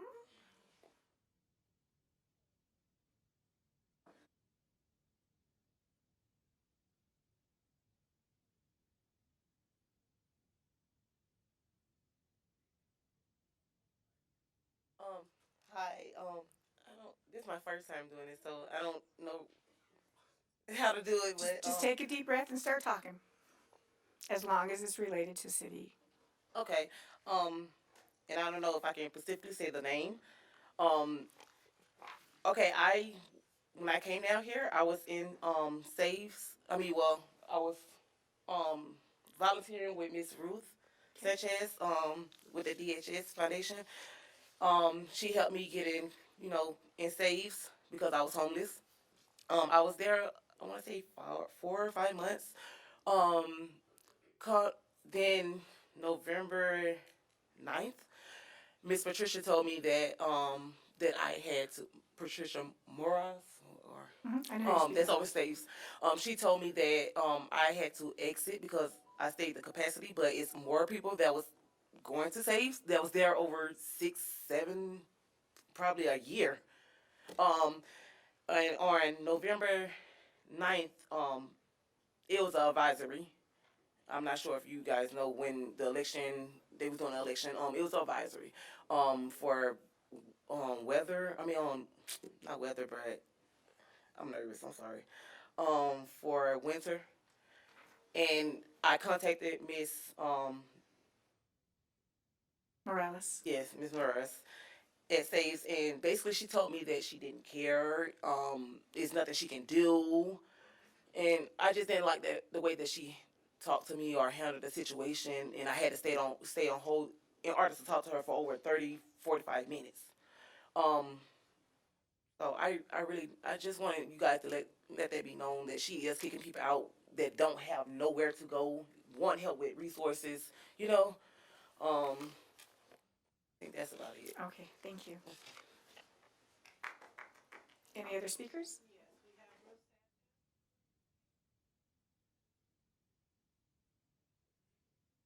Well, I want to say congratulations to both of you.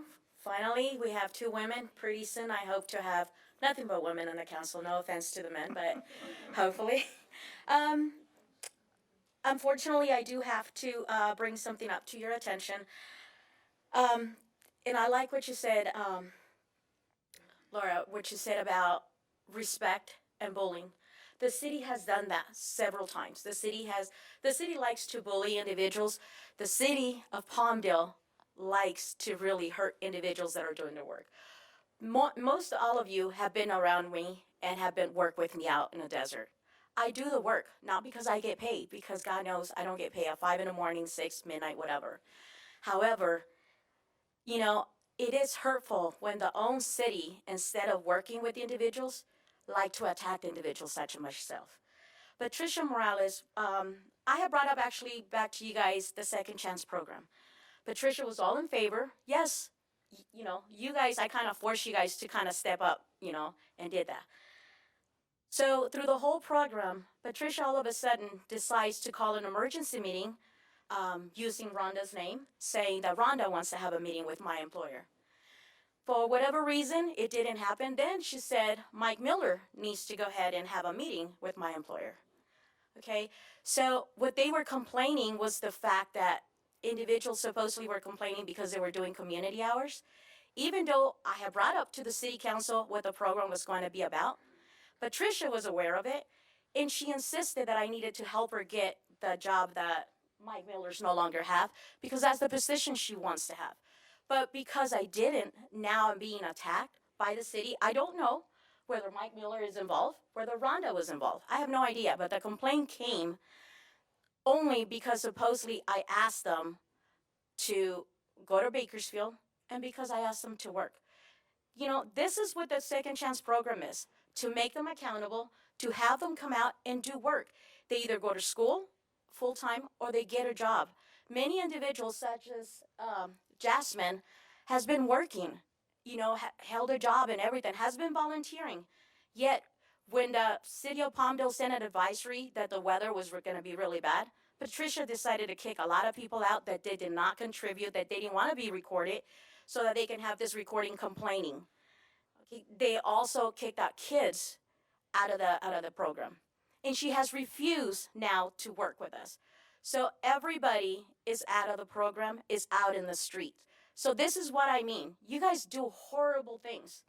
And I am so disappointed that instead of you guys working, because I don't see none of you guys out on the street, I don't see you guys driving a van in the middle of the night trying to bring people. I don't see none of that. But you guys do like to attack individuals that are actually out there doing the work that you guys get paid for. And I don't mean you guys, but the actual employees. Thank you. Thank you.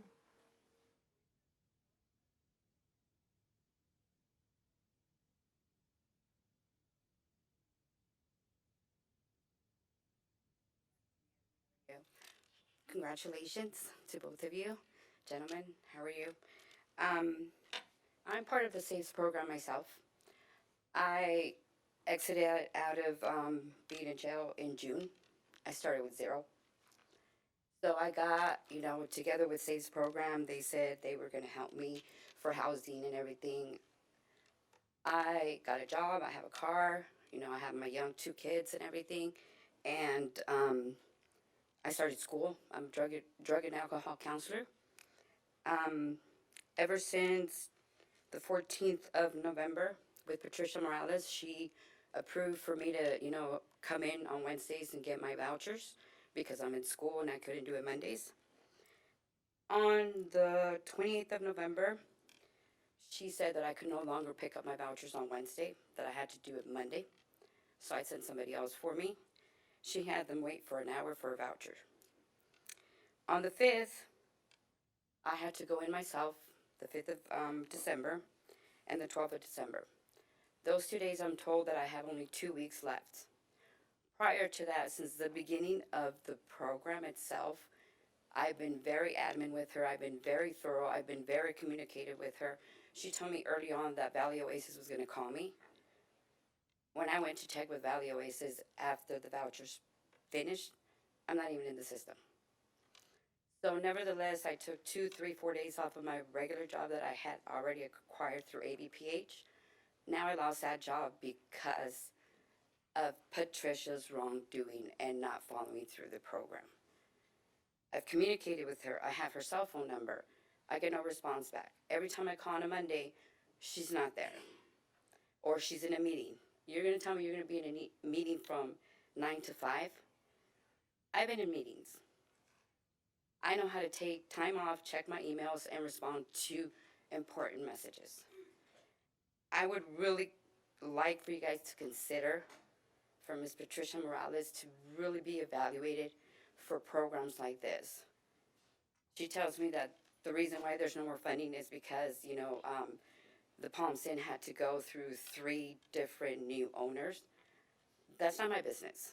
My business is for you to help us, like myself, especially coming out of, jail, being a rehab patient. I've been sober over 2 years. I'm trying to rehab my life, trying to do rehousing and everything. I'm not really asking for the county to help. It's just a step up to me to be able to rebuild my life. And here I am, back to square one from 3 months ago. Now I got to see where I'm going to take my kids because my voucher from 211 ends tomorrow. So I think that Patricia Morales should be really evaluated, and that SAVES program and all that, because we have, funding for homeless. Thank you.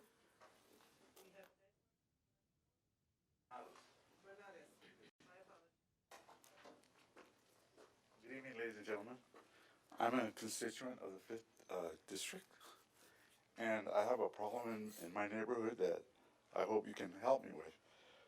Well, the first part of it requires law enforcement intervention. The second part requires that you be able to do something for me. I have contacted, well, there's a criminal entity that has decided to drop and dump abandoned vehicles, stolen, unlicensed, and inoperable vehicles in my neighborhood. And while I have called the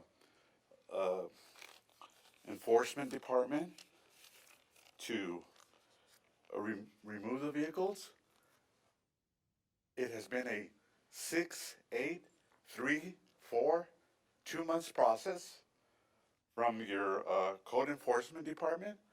That person who heads that department, I don't know how they receive a check or cash a check for a job that they're not doing. And when I called to find out, to follow up why they have not moved a vehicle out of my neighborhood, the person that answered the phone said because a vehicle, that he could not have their enforcement officer remove the vehicle until the tax had expired 6, 7, or 8 months. And I said, that doesn't sound right. If the police stop you and you have an unlicensed vehicle, they're going to tow your vehicle right there. They don't have to wait 6 months for you to tow the vehicle. And if it wasn't for, what's her name, Tracy Cooper in the city manager's office, that lady's fantastic. Yes, she should be heading the code enforcement department, because if it wasn't for her, I wouldn't get anything done out of there. I wouldn't get any vehicles towed out of there. I'm so emotional and It's okay. pissed off about this. There are more vehicles in my neighborhood again, and I'm loath to start a 6 to 8 months process with your enforcement department, because they won't do anything. And I don't want to be calling. I've called Tracy. I feel that Tracy's my contact person with you guys, and she really does a fantastic job. If it wasn't for her, I wouldn't get any vehicles sold. Those cars would still be there. But the enforcement department head is not doing the job. They're not doing the job. They have, the times that I've reported the cars, there's been no citation of the car, no notice on the car, no marking of the wheels. I have, a lot of times on these abandoned cars, there's vegetation growing underneath it. There's trash all in the gutter where the vehicle is stopping the trash from moving onto the, excuse me, onto the, I don't know, I guess you call it where the water goes down. And, The gutter. yeah. Okay, so your time is up, but I don't want you to tell me your address over the television.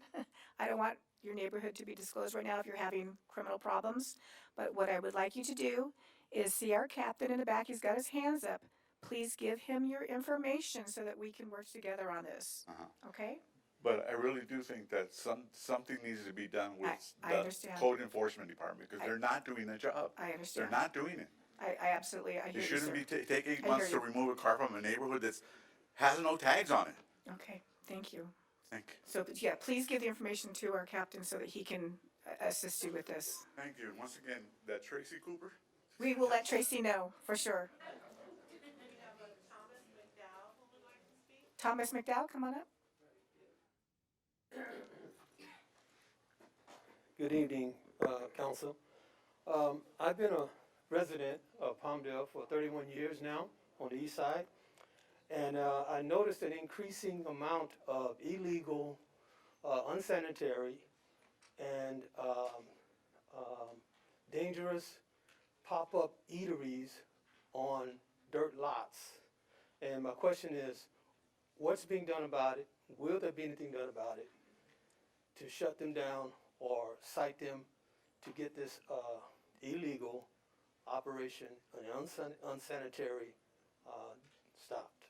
Okay, sir, if you will turn around and see Sarah raising her hand, She's the one that can give you the information on what's being done to address that at this time. Thank you. Agenda items. Okay. Marcia, would you like to speak? Yes. Okay. Here comes Marcia. Okay, all righty. Mayor, we also have people that would like to speak online. Okay, as soon as we get done, we have people online too. I thought we'd change it up and let the people that are here, you know, because other people at home, you know, they're in their jammies watching TV and, you know, let's have the people that actually come out first and then we'll do the people online and on the phone calls. Marcia, go ahead. First of all, my clock is not fixed. Marcia, I promise you, we have a new podium coming. I promise you. January 9th. Thank you. January 9th. It's been very interesting, the non-agenda speaking time. I hold in my hand a speaker's form. And on the speaker's form, it says that it is for the record-keeping purposes and in the event that the city staff may need to contact you. I've been living here in Palmdale about 35 years, probably been coming to council members close to 30 years, and been an interested participant. The speaker forums have always been around. In about the last 8 years, they have taken on a new importance to the council. An importance that has a very negative overtone. I say this now because we have new members, and I need for you to know why I will never fill out a speaker form. Well, I did fill one out once. Mickey Mouse. I put down that my name is Mickey Mouse. But what has happened with these speaker forms, and I appreciate you, Laura, saying that their importance has diminished, is that the council used them as a weapon against the speakers. They wanted people and almost insisted on the speakers, their own citizens that elected them, and visitors who came to speak, that they turn in a form. And the purpose, I believe, of this was for them to control and see what people weren't going to speak about, especially controversial subjects. And they used this as a weapon against the speakers. And they did it. They did use it as a weapon. They reduced the speaking time on a controversial subject from 3 minutes to 1 minute in an attempt to not prolong the amount of time that they had to hear the citizens speak on that particular subject. Now, I'm very much into athletics, and of course, most of the city employees do know that. And a long time ago, when buck was really tough, and the city was cutting back, there was an issue with Parks and Rec. You know, the cutbacks, what should they do? The council sat for 3 days. They had 3 sessions to allow all the citizens that wanted to speak on that issue to speak their 3 minutes. 3 days. They came, the initial ones, set up another one, and set up another one. So all the citizens could address that issue. Now, I don't mind the forms. If people want to turn on the forms for what it was intended, to be able to be contacted on a particular, so sorry. Anyway, I'll be back. Thank you. And Marcia, I do mean it for everyone in this room and for anyone who's coming. Under my reign as mayor, they will be optional. They are not required to be filled out. You can speak. You don't have to give your name. You don't have to tell me where you live. This is your opportunity to speak as long as it's a city-related item. But I don't agree with people having to fill things out like that. If they want to be recontacted, they can be. They can fill it out so that we can have your information. But I don't know if the city manager and the city attorney are probably going to disagree with me, but they are optional as far as I'm concerned. Okay, so Marcus, come on up. Said that I'm not going to give you my name. Okay. I'm not going to give you my address. All right. But I want to circle back. Number one, you were voted. I'll say that again. You were voted in. And you were voted in. And you were voted in. I'm going to leave that like that. So what I want to circle back in is homelessness. Homelessness. 1987, I was homeless. And I fought my way out of it for 30 days. But I say that with caution because I didn't blame anybody. I created that. I put myself there and I fought my way out. So I share that to understand more than one reason of why we should or should not accept and use the word dumping lightly on this population. Let's get to the facts. Nobody's talking about data behind what results into homeless. There's no one answer. We've discussed mental illness, loss of job, loss of family, alcohol. All those are just part of the issue. But let's get to the bottom of this. And what is that? There's many people here who pay their mortgage. They are one check away from being homeless. One check. There are people who are renting who are one check away from being homeless. So when I say renting, let's address the cap or lack of a cap of someone who is renting, who their rent keeps going up 100, 200, 300% in less than a year. Those are real issues and thus become the contributor of homelessness.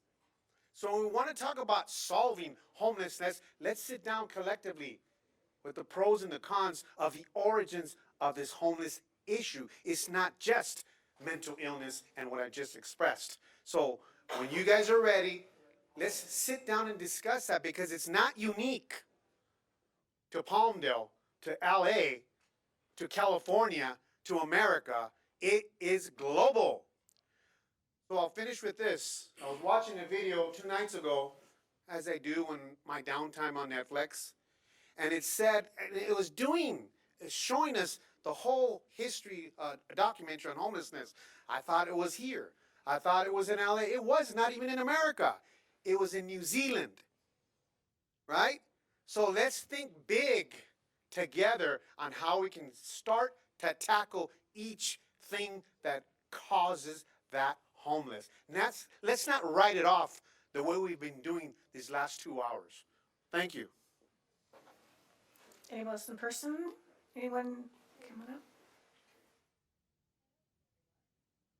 I would like to say congratulations, Ms. Thank you. Betancourt, Mayor. Thank you. Against some crazy odds against you. I saw the sweat and tears. I think this is so well deserved. And finally, to see a woman in a well deserved position who is very well knowledgeable in the city of Palmdale gives me a lot of ease. And at least something's changing here. And whether it's the ball, as silly as may sound, I think a lot of things are meant to happen for a reason. And I'm just glad that while I'm still living in Palmdale, because I'm ready to pack and leave by the way things are going and are being ran, it's just really, it's great to see something good coming out of today, although it's been very chaotic. Yes, freedom of speech, whatever. But we're all entitled to make mistakes, and we're all entitled to do good on those mistakes. And we gotta be careful between that thin line between bullying, between backstabbing, between this, between that. We all make mistakes once again. And it's okay. And we can work through it. Just be transparent. Don't be mean to each other because everybody's watching. They're waiting for you to make mistakes. Not because they care for Palmdale. I think at some point they're just carrying some type of secret vendetta. And that's kind of ugly. That's not the Palmdale I remember moving into. I remember it being wonderful, great, beautiful. We're having issues along the way, but this feels okay. This feels comfortable because at least there's some type of change going on. So congratulations once again to everyone here. Thank you. Anyone else want to come up and speak?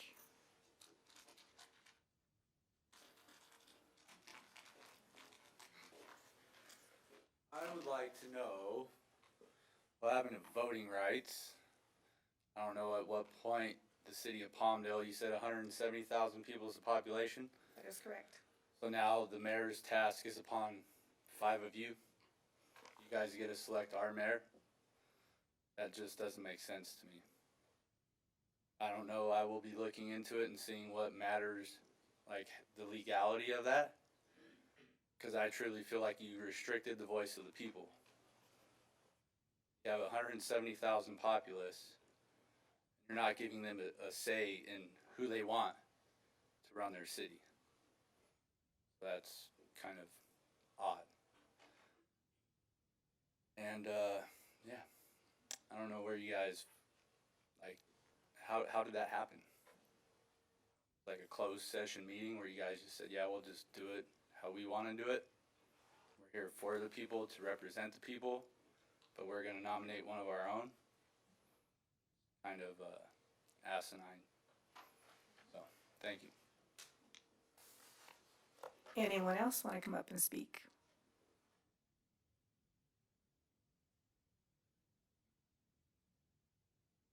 Hello, Javier. Madam Chair. Javier Flores, representing AV LULAC. What an interesting change. It's still taking me aback to see. It fills me with hope, though. I've been an activist all my life, and I guess I'm an optimist inherently. In if you're going to be an activist, you got to be an optimist. Otherwise, why do anything? Why get off the couch and try to make some change? So by nature, I think I have that. But I gotta tell you, there's been times where, looking at the way things were going, I lost a lot of faith, and got to points that were very, very low. And not only here in the city, but nationally. I was happy to hear that I'm not the only one that suffered some kind of depression when President Bush won, not once but twice. It caused me depression, and I thought that was ridiculous at the time. I come to find out a lot of people go through that. I'm not alone. So, anyways, same thing happened here locally. For I don't know, maybe 22 years now, we've been asking for some changes in the city, and they haven't come. And in that period of time, I've asked and asked and asked, what is it we're asking for that's so ridiculous, that's so out of the question? We're asking you to reduce the number of liquor stores in zip code 93551 because they have a direct relationship to the amount of crime. We showed you a couple of months ago a presentation by a doctor, a researcher from Berkeley, and she demonstrated to you how the crime was concentrated in 93551, and she recommended, just like the researcher before her in 2013, Robert Ash Parker recommended to you that reducing the number of liquor outlets in that area would probably help reduce the amount of crime. Not a single reaction. I mean, well, there's been reactions, but it's all been, we have a saying in Spanish, atole con el dedo. You're giving porridge to a person who's starving, but you're giving it to him with your finger. That's what we felt like. We see new people, new folk. We're going to want to work with you.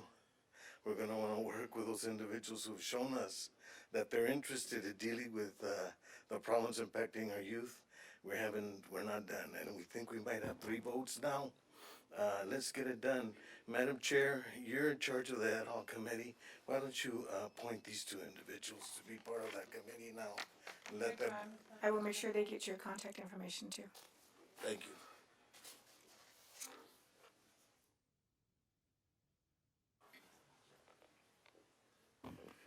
My name is Rich Gallego. I'm with the Palmdale Freedom Coalition.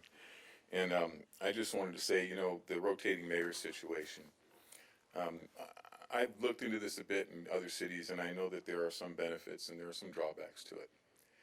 My biggest complaint is that the citizens didn't have the opportunity to weigh in on it. And I think that's a gross disservice to the people you're supposed to be serving. People didn't have the chance to find out what the pros and cons were. They didn't have a chance to come and address any of you about this. I'm not going to get into rumors that I've heard as to why that's happened. But you need to remember, you're here to serve the citizens that elected you. We have a right to instruct you as to what we want you to do as our representatives. And when you do something like that, you take that opportunity away from us. There is no way that that's okay. Any citizen who is engaged should be outraged by that. As for tonight, I'm not going to speak to whether I think you're qualified or not qualified, but I am going to say, especially with so much of the nation having so little trust in our elections as they are, that you would elect a mayor by picking a number out of a bag? Do you not understand how insulting that is to some of the citizens who actually pay attention? Really? You're going to leave it to fate? What happened to meritocracy? What happened to experience? Judgment. This was a clown show tonight, and you should be ashamed. Anyone else want to speak? Are you heading this way? Okay.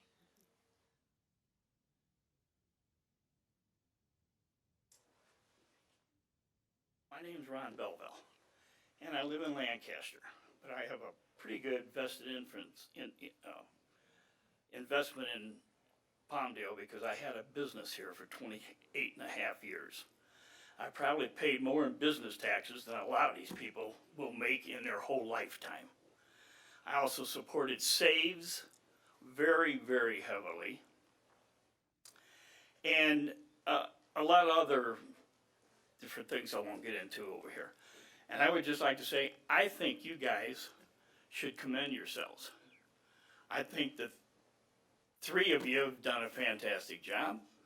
I think the 5 of you will go on and make it even better, especially with a city manager that now most people know is my daughter. But I'm not up here for her. I'm up here for you because I think what's been going on here has now come to an end. And with you 5, I think you can make it right. And don't listen to all that negativity. Just let it wash off you. Because I'm telling you, I've been around here a long time too. And I can see you guys are going forward. So give yourself a slap on the back. Don't listen to all this. Like they say, you know, part of the anatomy is like opinions. Everybody's got one. Thank you. Anyone else want to come speak? Okay, we've got some callers online. Hosea Beg, please feel free to unmute yourself.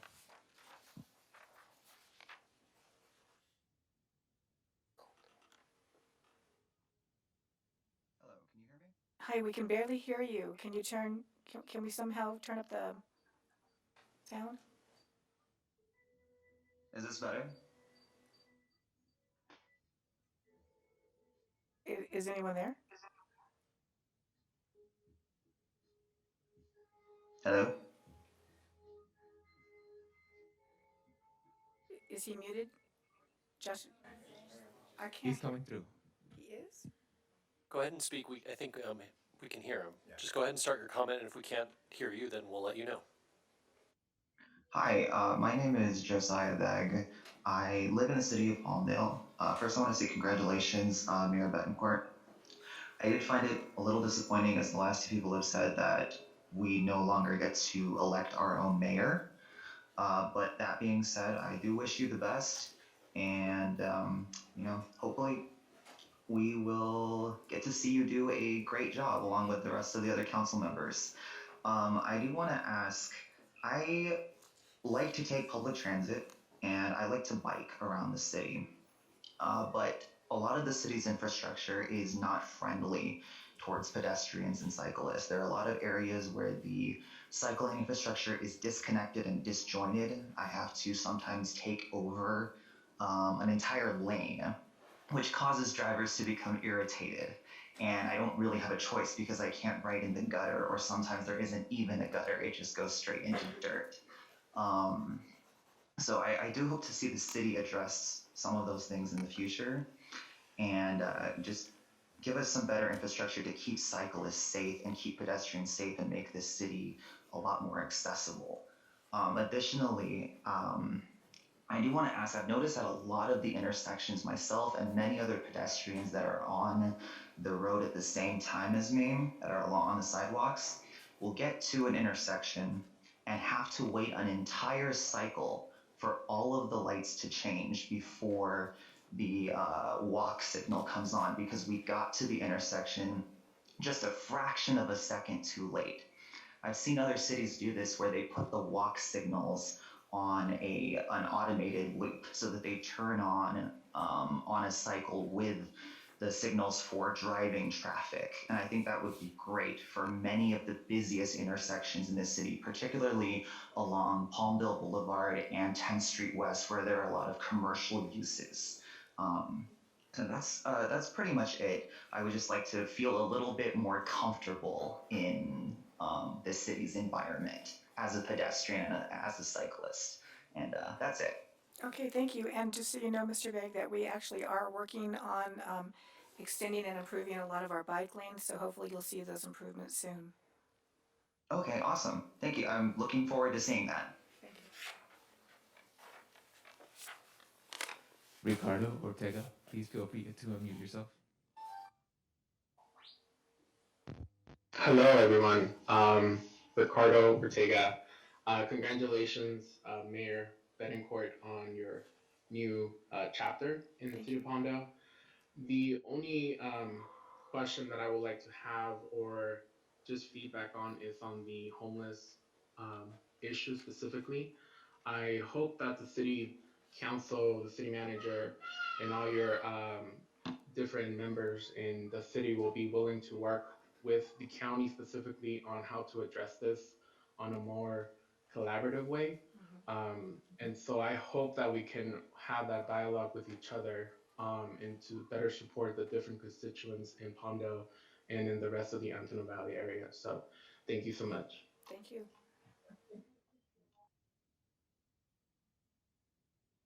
Dave Bowman, feel free to unmute yourself.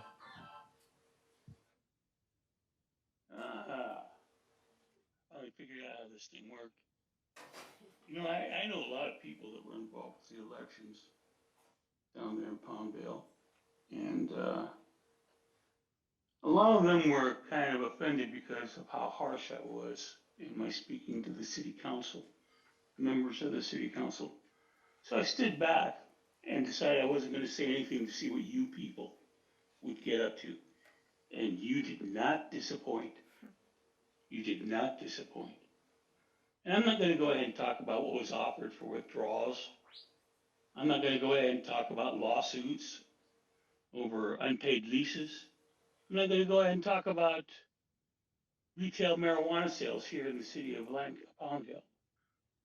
But what I am going to go ahead and talk about is Measure AB. I found the conversation earlier to be very interesting because nobody went ahead and mentioned the $24 million that this city went ahead and developed from, retail sales. $24 million that was supposed to have gone ahead and been here and spent here in the city of Palmdale. And for those individuals who are wondering how we went ahead, we came about the rotating mayor, all you have to do is go ahead and go back to the 5th district issue. When we went ahead and we signed that, when we went on, got that 5th district going, the city council went ahead and they attached the issue of a rotating mayor to that. So they went ahead and they couched it within the 5 districts, okay, with Measure AB. And now that we need that money for our people here in the city of Palmdale, $8 million went ahead and got sent out by, and who was behind that? Ask the mayor who was behind that. And then we go ahead and we have $2.5 million that's going out to the city of Lancaster for a joint venture. Who knows about that? The city manager knows about that. So these are the things that you folks are going to have to go ahead and start dealing with. And I swear to God, all it's going to go ahead and take is for one attorney to go ahead and come across what it is you're doing up here, and you guys are all toast. The only thing I went ahead and I saw that was halfway intelligent was the city attorney taking issue with what the mayor was doing to Mario, because that would have gone ahead and opened you up to another lawsuit. That's all. You'll hear from me in the future.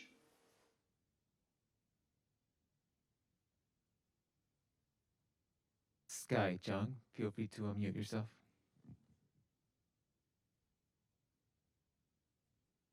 Good evening. Laura, wanted to congratulate you just briefly Thank you, on your Sky. new mayorship. And I also want to congratulate Eric and Andrea. I look forward to working with you all.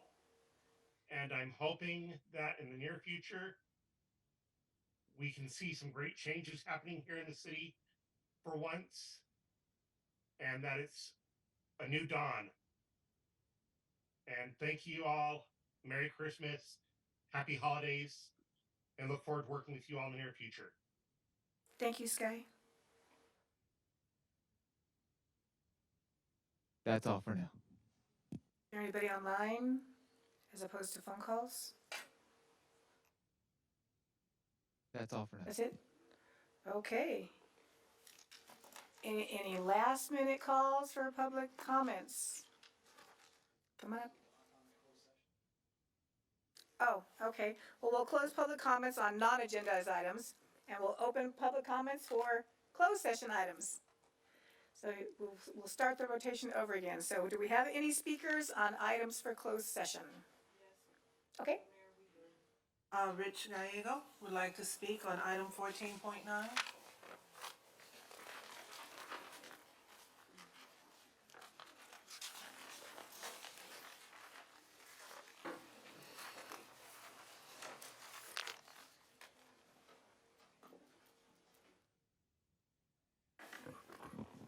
So, I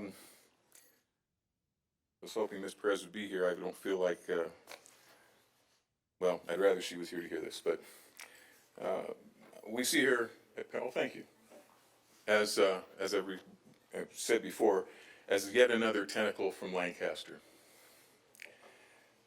We know the circumstances under which she left Lancaster's employ. I have no desire to humiliate, so I won't go any further on the details. We also know Lancaster's mayor made sizable donations to the campaigns of several of you sitting up here right now. We know of his desire to have undue influence in Palmdale's governance. The obvious question is, why would Palmdale hire a disgraced former employee of the city of Lancaster to be our interim city manager? And somehow it seems you actually expect us to believe that there is no quid pro quo involved here.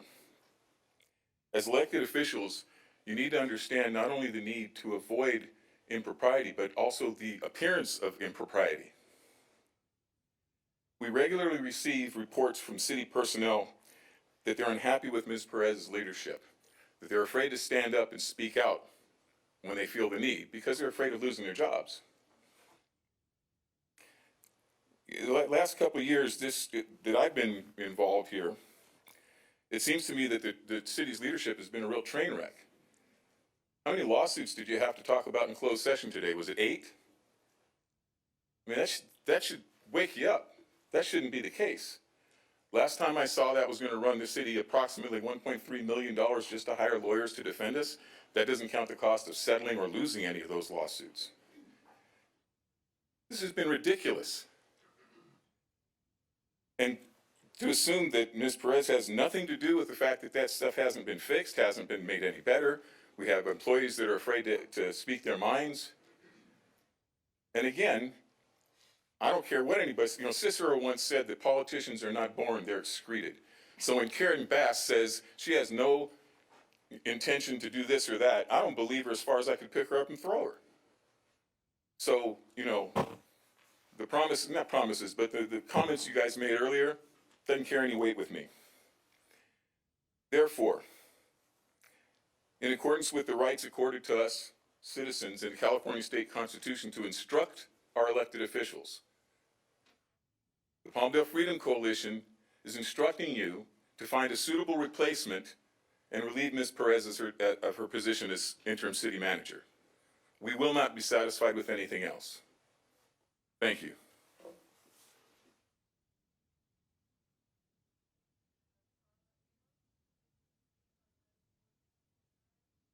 Carla Abrams.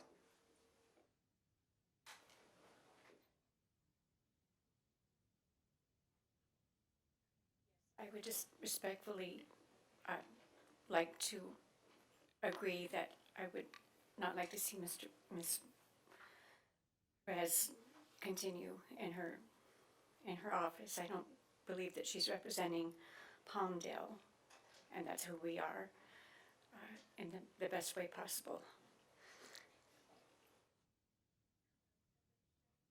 Like to speak on item 14.9? Thank you. I want this city to succeed, and it's partly for selfish reasons, right?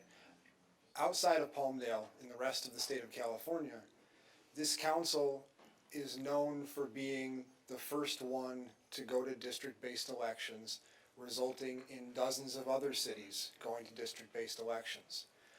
And if this council succeeds, then that shows other cities that they too can go to district-based elections and succeed.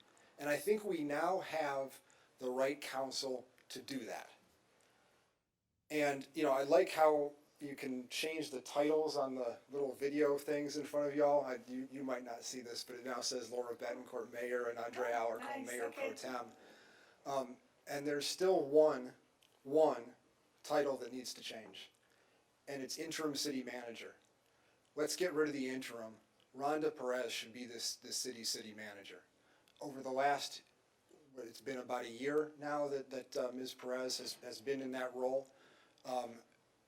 The ability to get things done is phenomenal.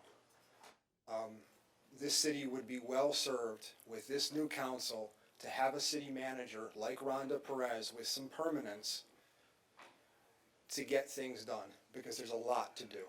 Thank you.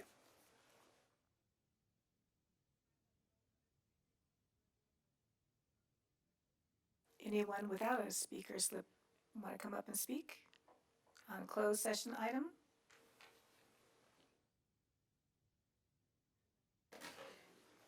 About 3 months ago, I was at a LA soccer game. I'm not a soccer person, but I was invited, and all the city managers for the cities of LA were there. And the only thing that they could talk about Palmdale was the scandals and the lawsuits that we've been having. It was very shameful for me to be there. And the other city managers were just talking about different things that are happening in Pico Rivera, that are happening in Downey, just different areas. And it was a shame, you know, that we were not represented. And I'm glad that I guess we were not there, because the only thing they wanted to talk about was the lawsuit. I don't know Rhonda. I haven't had a chance to really work with her. You know, so I don't have an opinion. I'm hoping that things change. I know for a fact the council that we currently have is gonna be very helpful in getting a lot of things through, getting done. I would like to be confident that she's actually the right person for the job. I don't know, but I haven't had good results with, you know, with previous individuals here, and I just hope that that's gonna change. That she actually is gonna go ahead and do the job and work with individuals such as myself, and that's what I'm hoping for. And let's stop the bullying that's been going on. You guys do that very well. So let's stop that and let's get to work. And I'm looking forward to getting to work with whomever you guys decide, whether it be with her or someone else. But, you know, we need to have representation. Next time I go to this game, I would like to have somebody there that can talk about the good things that we can do here, that we do. Thank you. Thank you. Come on up. Good evening. I'll state my name. My name is Vicky Ventura, and I am the CEO for the Antelope Valley Chamber of Commerce. Congratulations, Laura, Andrea, congratulations. I'm so happy for you guys. I'm happy that there's women, nothing against men. I have a husband, right? And I love him very much. But Rhonda, I believe that you are the person for the right job. I believe that we need to change that title. You know, I could be a witness of what Rhonda has done. When my husband and I needed something, she's responded immediately. You know what? Let me get the right person if I can't do it for you. And you know what? At trunk or treat, I'm not kidding you, we were short candy for the kids. What did she do? Out of her heart, she went out of her way to buy candy from her own pocket. She came with a full van full of candies for the children because she wanted to make sure that every kid that came through the park got candies. So that spoke volumes of her character, her caring for the city of Palmdale. So I do believe that you are the right person for the job. So I hope that you all select and pick her because I believe so. So I just wanted to come up here and support you and let you know that. Okay? Thank you.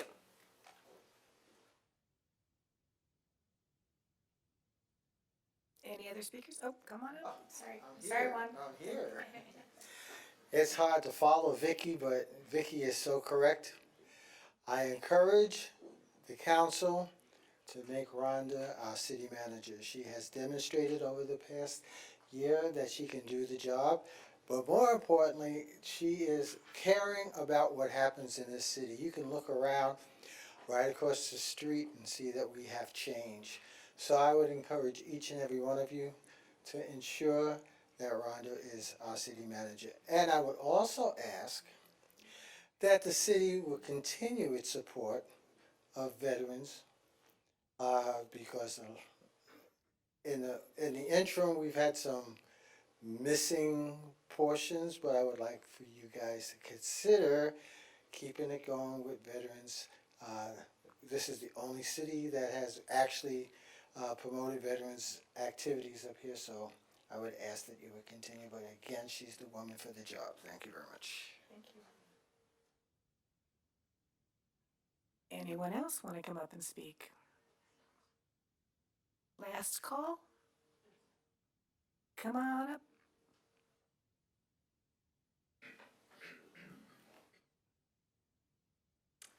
So I want to just say I'm really surprised at what we see up here. I'm surprised because I had lunch with you and you said you weren't interested in being the city manager. So I don't know what changed since then, but something must have changed. Kind of not sure what to believe anymore from some of the things we hear. What's the truth and what's not the truth. I know it'll all come out and we'll find the truth. We'll get to the bottom of everything and everything's going to be cool.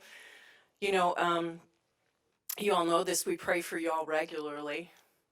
And we pray for you as a group, we pray for you individually. And I do remember, oh gosh, now probably a few city council meetings ago, I really felt like I had a word from the Lord that I shared about decisions. And everybody was going to have decisions to make. And those decisions were going to affect not only everybody individually, but obviously everything affects us as a city. I have no doubt that even in this, all of this, we have a lot of disagreements about how the way the things are supposed to be going. People believe different things. But I do believe that God is still in control, and so I have a lot of confidence in that. And so I guess I just want to share that. I'm going to keep praying for you all. I've said this before, my belief as a Christian is declare a thing and it shall be established, and I do believe that God speaks to us. I believe that I have shared what God put on my heart very specifically for all of you as I prayed for you individually and collectively, and I would encourage you to just maybe go back and look at some of those old city council meetings and look at the actual words from the Lord and the scriptures, and because I think it's important. That's where the truth is. Thank you.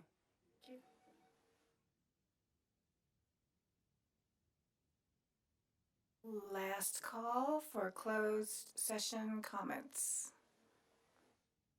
Closed session. So we have an interim city manager. I'm not very religious, but I think a quote needs to be said here, right? I know I've made a lot of mistakes, and I'm accountable to that. But we flip the page, and we move forward for the interests of our community. The quote and the verse I want to share with everyone who keeps ridiculing positions of their past is this: let he who has not sinned throw that first stone. The crowd went quiet. Thank you. Thank you. Okay, if no one, oh, one more. Sorry. I just started my 23rd year in the United States Air Force, and I am proudly serving. Congratulations. Thank you. I could not do that without the help of my family and the support that most veterans need to have in order to be successful. In 2004, I was married. I was deployed right at the kickoff. I can't tell you exactly where I went, what I did, but I can tell you multiple trips overseas, multiple training deployments, some domestic issues, and deployments and whatnot. And while we are gone doing what we are trained to do and raise our hand, and we gratefully do, we always are worried about what's going back at home. We have to be present, so we are leading our troops as best we can. But our minds are always home, right? So with that said, while I'm gone, what do I have to worry about? I have to worry about, are the kids being fed? Is it bedtime? Are the kids sick? Is homework done? Is my spouse having a bad day at work? Did she have a good day at work? Is my family being okay? Are they safe? Are they being threatened? And from 2,000, 3,000, 10,000 miles away, there's no way of handling that except for with a phone call or FaceTime when we have the service. In combat, we are told to remain calm under fire, think, have poise and grace, show humility, but most importantly, show leadership. You take charge of the people who you are in charge of. You care for them as their own.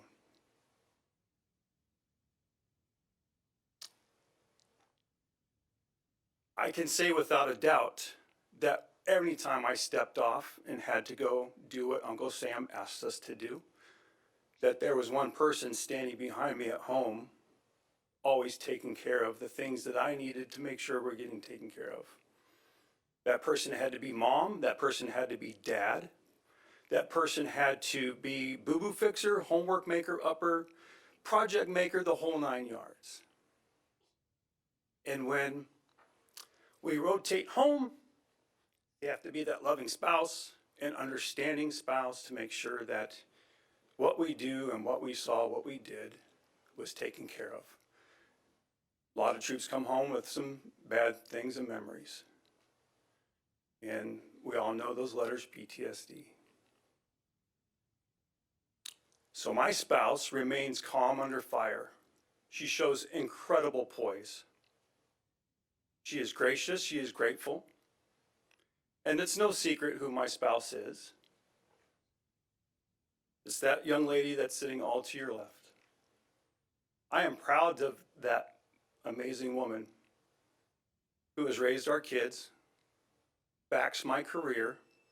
I'm sorry, I'm going to go over one more second because there is two things that need to be clarified. There was a speaker just previously that said, we had lunch together and you said that you didn't want the position. The reason why is because my military service, I was staring down another deployment. And I don't understand why people in the back of the room, while other people are speaking, think that it's okay. I'm just making some clarification points. So if there's anybody that can stand up here and tell you the character of a person, knowing that things are being taken care of, things are being handled, things are on the up and up. My 23 years of service, I really have to say that I have a little bit of credence in that. I'm not up here to fight my wife's battles. I am far outclassed by her in her ability to do that. But her ability to lead, her ability to take charge, her ability to get things done while I'm doing what I'm supposed to do, that speaks volumes. Oh, and in the middle of that, she had a really successful career getting to the position where she's at. Thank you. Thank you.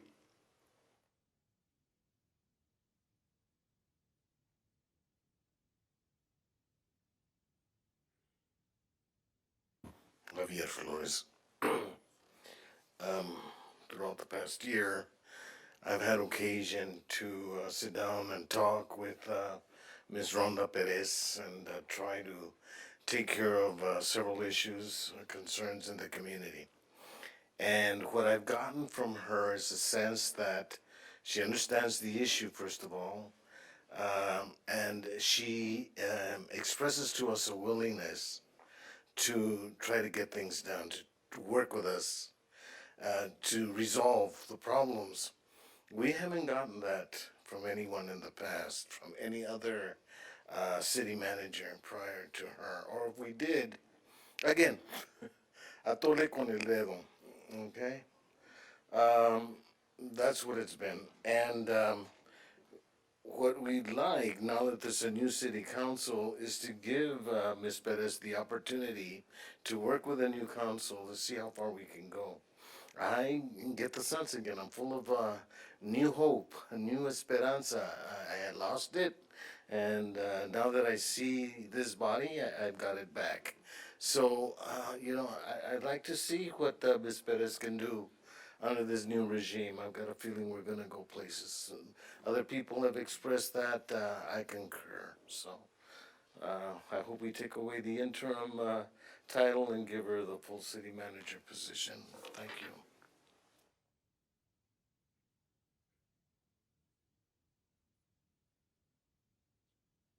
Good evening. My name is Michael Ross. I'm one of the founders of Palmdale Freedom Coalition. We're here because we absolutely love this city. We love everything about the city and the people of the city. We feel that we have not gotten a fair shake from the city council for a long time. We just don't believe it.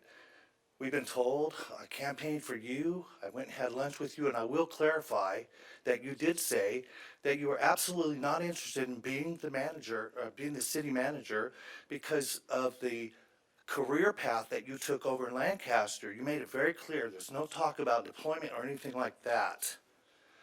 So we're very clear on our message. We understand what we're doing here. It's nothing personal. All we were asking is that we would do a national search for a city manager. We've had an atrocious record of them lately. They've caused so many problems, and we still have those problems. They've not cleared up. Yes, you're getting things done. You have to get things done. But we need our city to move forward, not stay in the same mess that we're in. We've been in a mess for years now, and all we are asking is that you clear it up. We're asking you to get real about it. We have all these lawsuits. I get phone calls, emails, and messages from city staff who are afraid of you. I don't understand how that's okay. And by the way, Ms. Bencourt, we're not bullies when we speak the truth. How dare you call us bullies? We're standing up and fighting for ourselves as citizens. That's our right. That's what we're supposed to do as American citizens. Please respect that. Take it seriously. We don't want anybody to lose their job.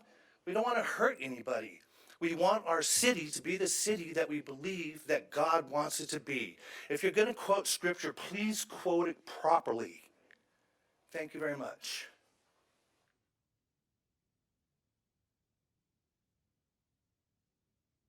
Last call, comments on closed session. I'm now closing public comments. All right, so. The next do you wanna- item is 14, presentation by city attorney. Yeah, city attorney. I do have two announcements that I'll be making before we go into closed session. The first is that to avoid any potential conflict of interest, Councilmember Alarcon will be recusing from items 14.2 and 14.3, which are the Shanae Smith, Patricia Nevarez, and Mike Behan lawsuit, and then the John J. Murphy lawsuit. That's the first item. And then second item is after closed session is completed, we will be reporting out any action, if any, is taken. So you're certainly welcome to wait, or you can go home and watch whatever is reported out on video when you return home. So absent further questions from the council, we can retire to closed session at this time. Any questions from the council? Okay, let's adjourn to closed session. Thank you all for those of you that have come out. We appreciate your participation in city council.